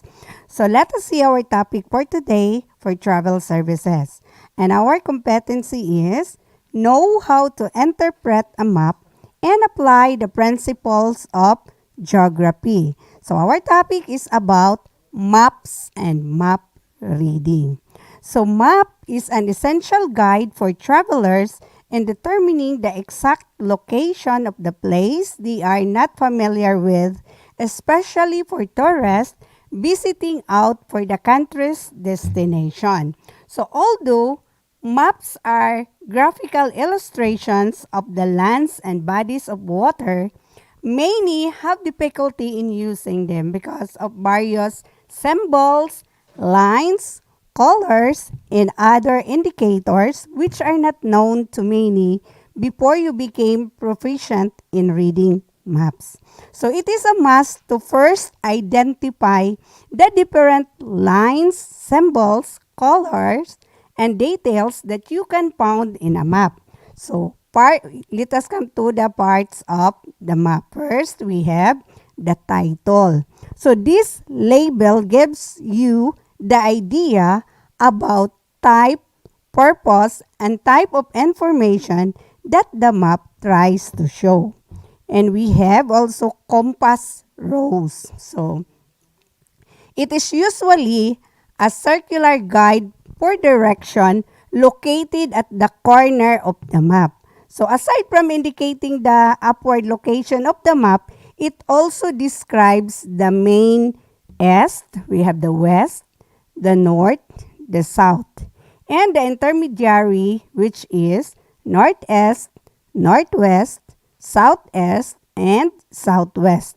So directions towards all locations. So we have number 3, the labels. So it details the different items that can be seen in the areas of the map, like the names of countries and the capital cities, famous landmarks, names of bodies of water, and others. We have also legend or K. So this is usually in a closed box and situated in the side of the map. It defines all symbols, colors, and other markings used in the map. We have also scales.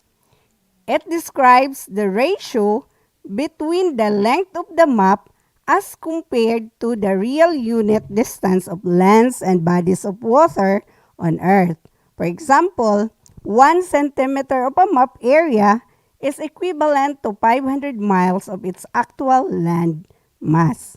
With that, stay tuned, learners, for more discussions after a short break. This is Astral Academy Cyber School.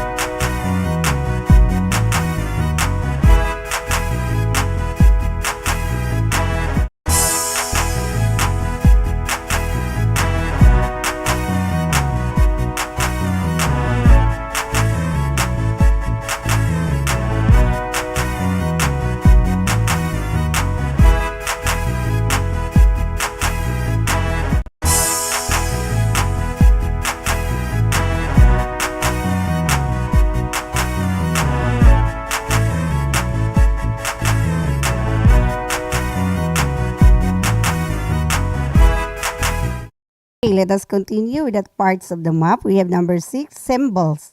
These are the graphical representation of different items that can be found in the map locations, such as mountains, rivers, capital cities, natural resources, and economic activities. So we have longitudes or meridians. So these are imaginary lines drawn from north to the south pole of the earth, equidistant to one another. We have prime meridian. So it is the first longitude 0 degree that passes through Greenwich of London. We have also international date line. So it is the last meridian where the 180 degrees and 180 degrees meet. So we have number 8, altitudes. So this describes the imaginary horizontal lines that runs from east to west of the map. So some other important lines that runs through the altitudes are, first we have equator, the imaginary line situated at the middle of the earth.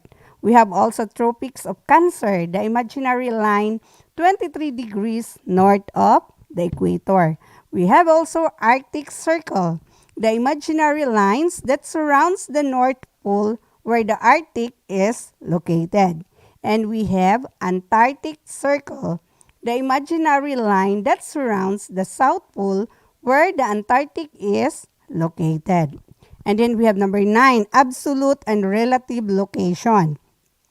So the absolute and relative location pertains to the place on Earth that all exactly at the point where the altitude and longitude meets, whereas relative location describes any place surrounding the altitude and longitude. And then we have the last one, the locator map. It shows the highlighted area of the land and its location into the context of the globe. So let us come to the landforms. We have first the continent. So ang continent is a huge connected bodies of land. We have also island. So island is a mass of land surrounded by water. We have also archipelago, islands surrounded by water.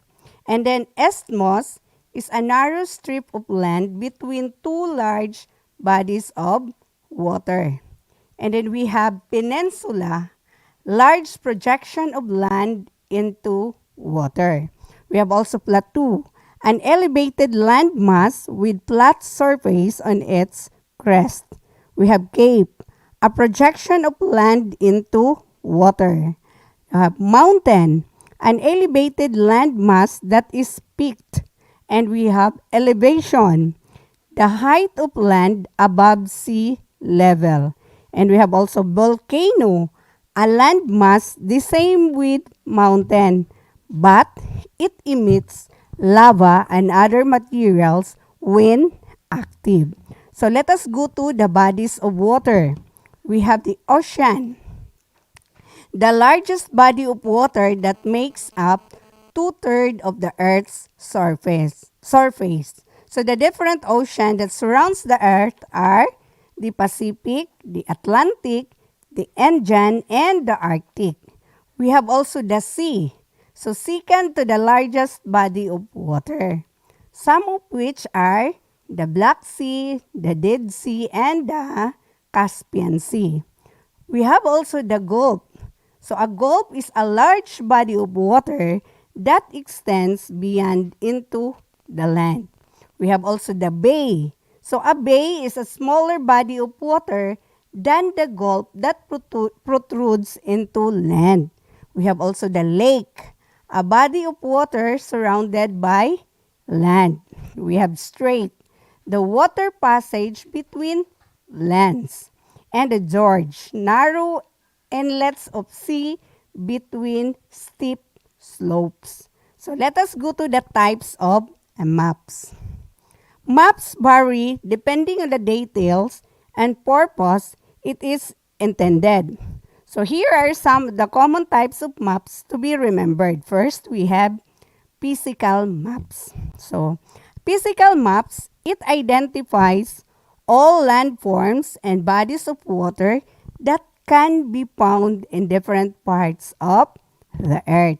We have number 2, topography maps. So it is somewhat similar to the physical map for showing different landforms and bodies of water. But instead of colors, contour lines are used to illustrate the elevation and changes in the landscape of the earth features. We have also number 3, the thematic maps.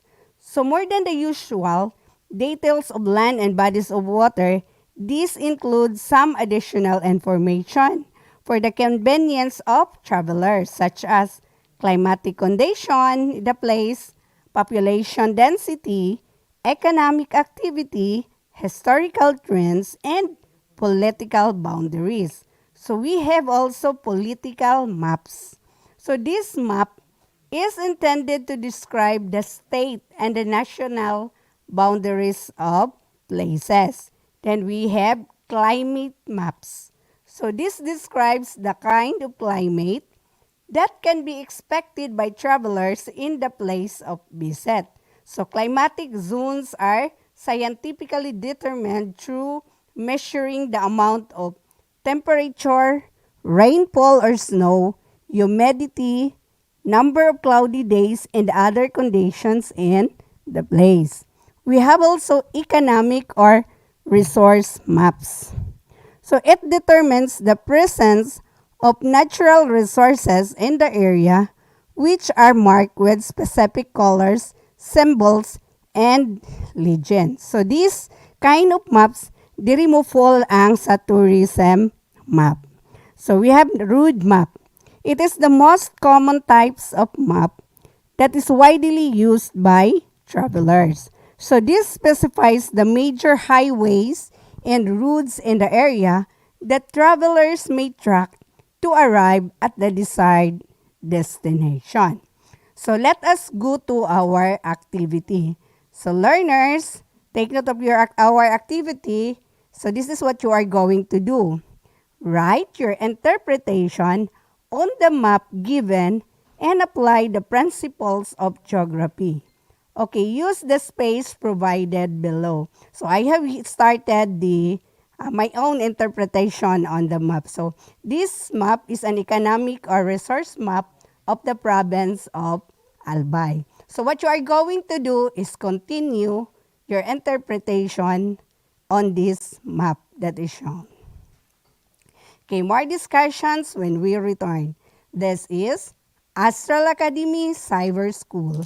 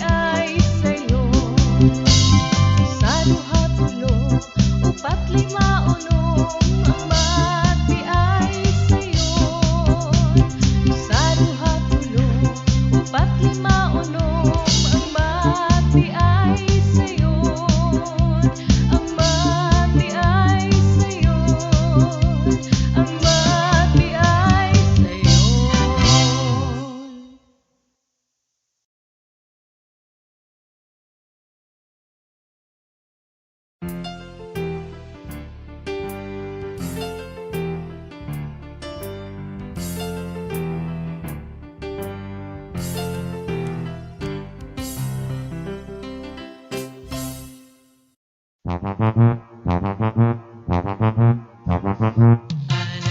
ang teknolohiya sa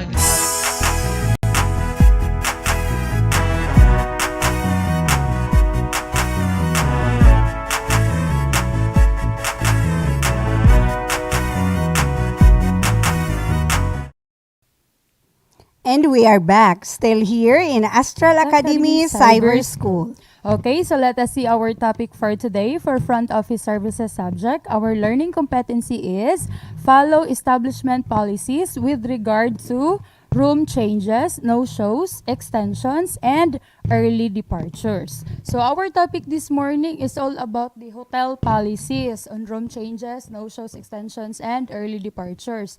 Okay, for number 1, room change requested.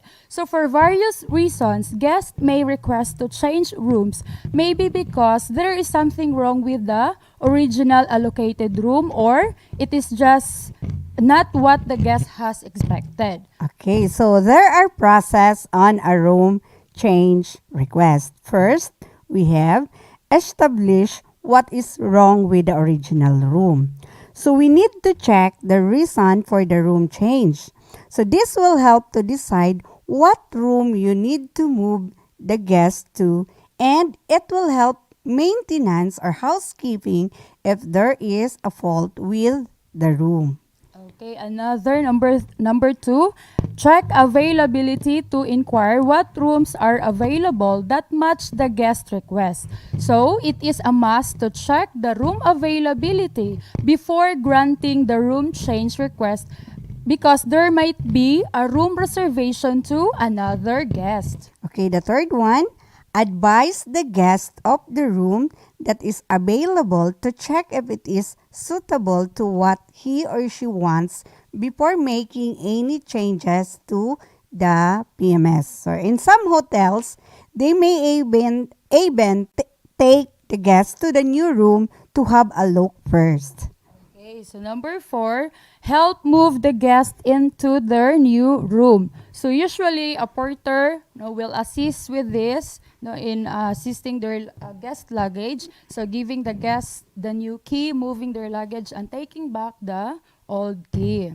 Okay, we have number 5. If the guest has already spent some time in the room before the room change, you will need to advise all the service departments of this room change in case the guest has put laundry in to be done, been to the bar for a drink, or charge a meal to So the other departments should be notified. Okay, number 6, in a PMS system or the property management system, the room change will change the status of the old room from occupied to vacant dirty. So this way, the housekeeping knows how to knows to clean the room again. So if you have a manual system, so you will need to call the housekeeping department and advise them of the room change. So in some cases, a guest may request to move to another room type that is currently not available. So you can block or reserve the room for the guest and advise them when it becomes available. Okay, now let's proceed to the establishment policies on no-shows. So people who don't arrive at accommodation without informing to cancel the reservation are called no-shows. So if the booking is guaranteed, then you can't reseal the room as the guest may just be late. But the hotel can charge the guest for the room whether they arrive or not.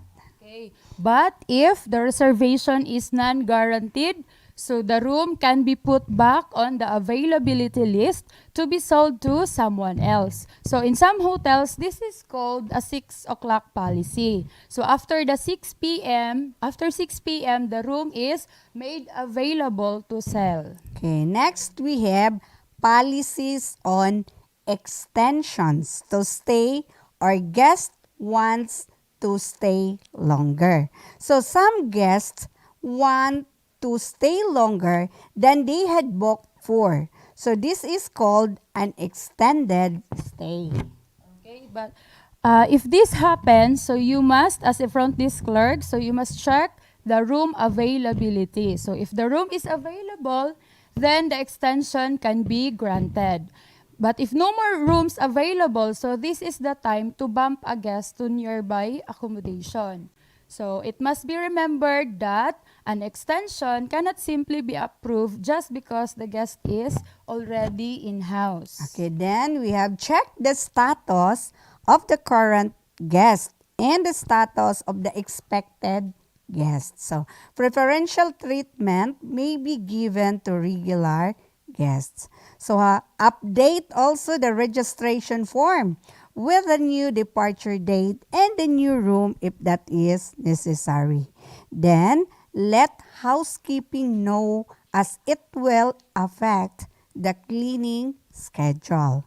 Okay, so take note, class, that it is preferable for extending guests to stay in the same room, but this is not always possible. There may be an existing reservation that has made a special request for that room. So when the guest has to be re-room, it is a standard practice to offer porters to assist with this. So internal records also need to be adjusted to reflect the change in room number for the guest. Okay, now let's move on to the last part of our topic, which is early departure policy. So early departures means guests who check out of the hotel prior to their scheduled departure date are subject to an early departure fee of 1 night. So when guest departs at a premature date, so this means that a room becomes available for resale earlier than expected. Okay, so example for this, no, pagkaugma ang departure date. And then ang guest naka-decide nga karon siya mo check out. Check out na. So, naa pa siya, so naatay gitawag nga early departure fee. So ang iyahang bayaran until pagkaugma nga katong length sa iyahang stay. So even if karon siya mo check out, bayaran gihapon to niya ang katong iyahang nabook na nga kuan mga date. Okay, so some hotels charge an early departure fee since they may not be able to sell the room if you leave early. But if you've prepaid for the room, so there's really no need to even let them know you've gone. Okay, so this time we will have an activity. Okay, so in your SLM, so in the last part of your SLM, you read and analyze the situations and follow the establishment policies that applies. Okay, for number 1 situation. Okay, Mr. and Mrs. Marshall had an early check-out the day before their departure date, but their room is prepaid already. So are they entitled for the early departure fee? Why or why not? Okay, so just refer to your SLM, no? Okay, for number 2 situation, Mr. Guest is requesting to extend his stay for 2 days. So as a front desk clerk, what are the things that needs to be done to allow this extension? Okay, number 3, Mr. Timothy didn't arrive on his arrival date without informing the hotel ahead of time, and his reservation or booking is non-guaranteed. What will you do? Okay, so that's it, learners, no, for our week 6 no activity in our subject front office services. Okay, so senior high school learners, no, take note with our first senior high school attendance marker. So atong pasalamatan ng atong executive director, executive producer, Sir Gus Sepi, and our production team, and also our learners who are watching via FB Live today. Okay, so this has been Michelle Siklot Kapadngan. And this is Wipa Boca Kilat. This is Astral Academy Cyber School. Bye-bye.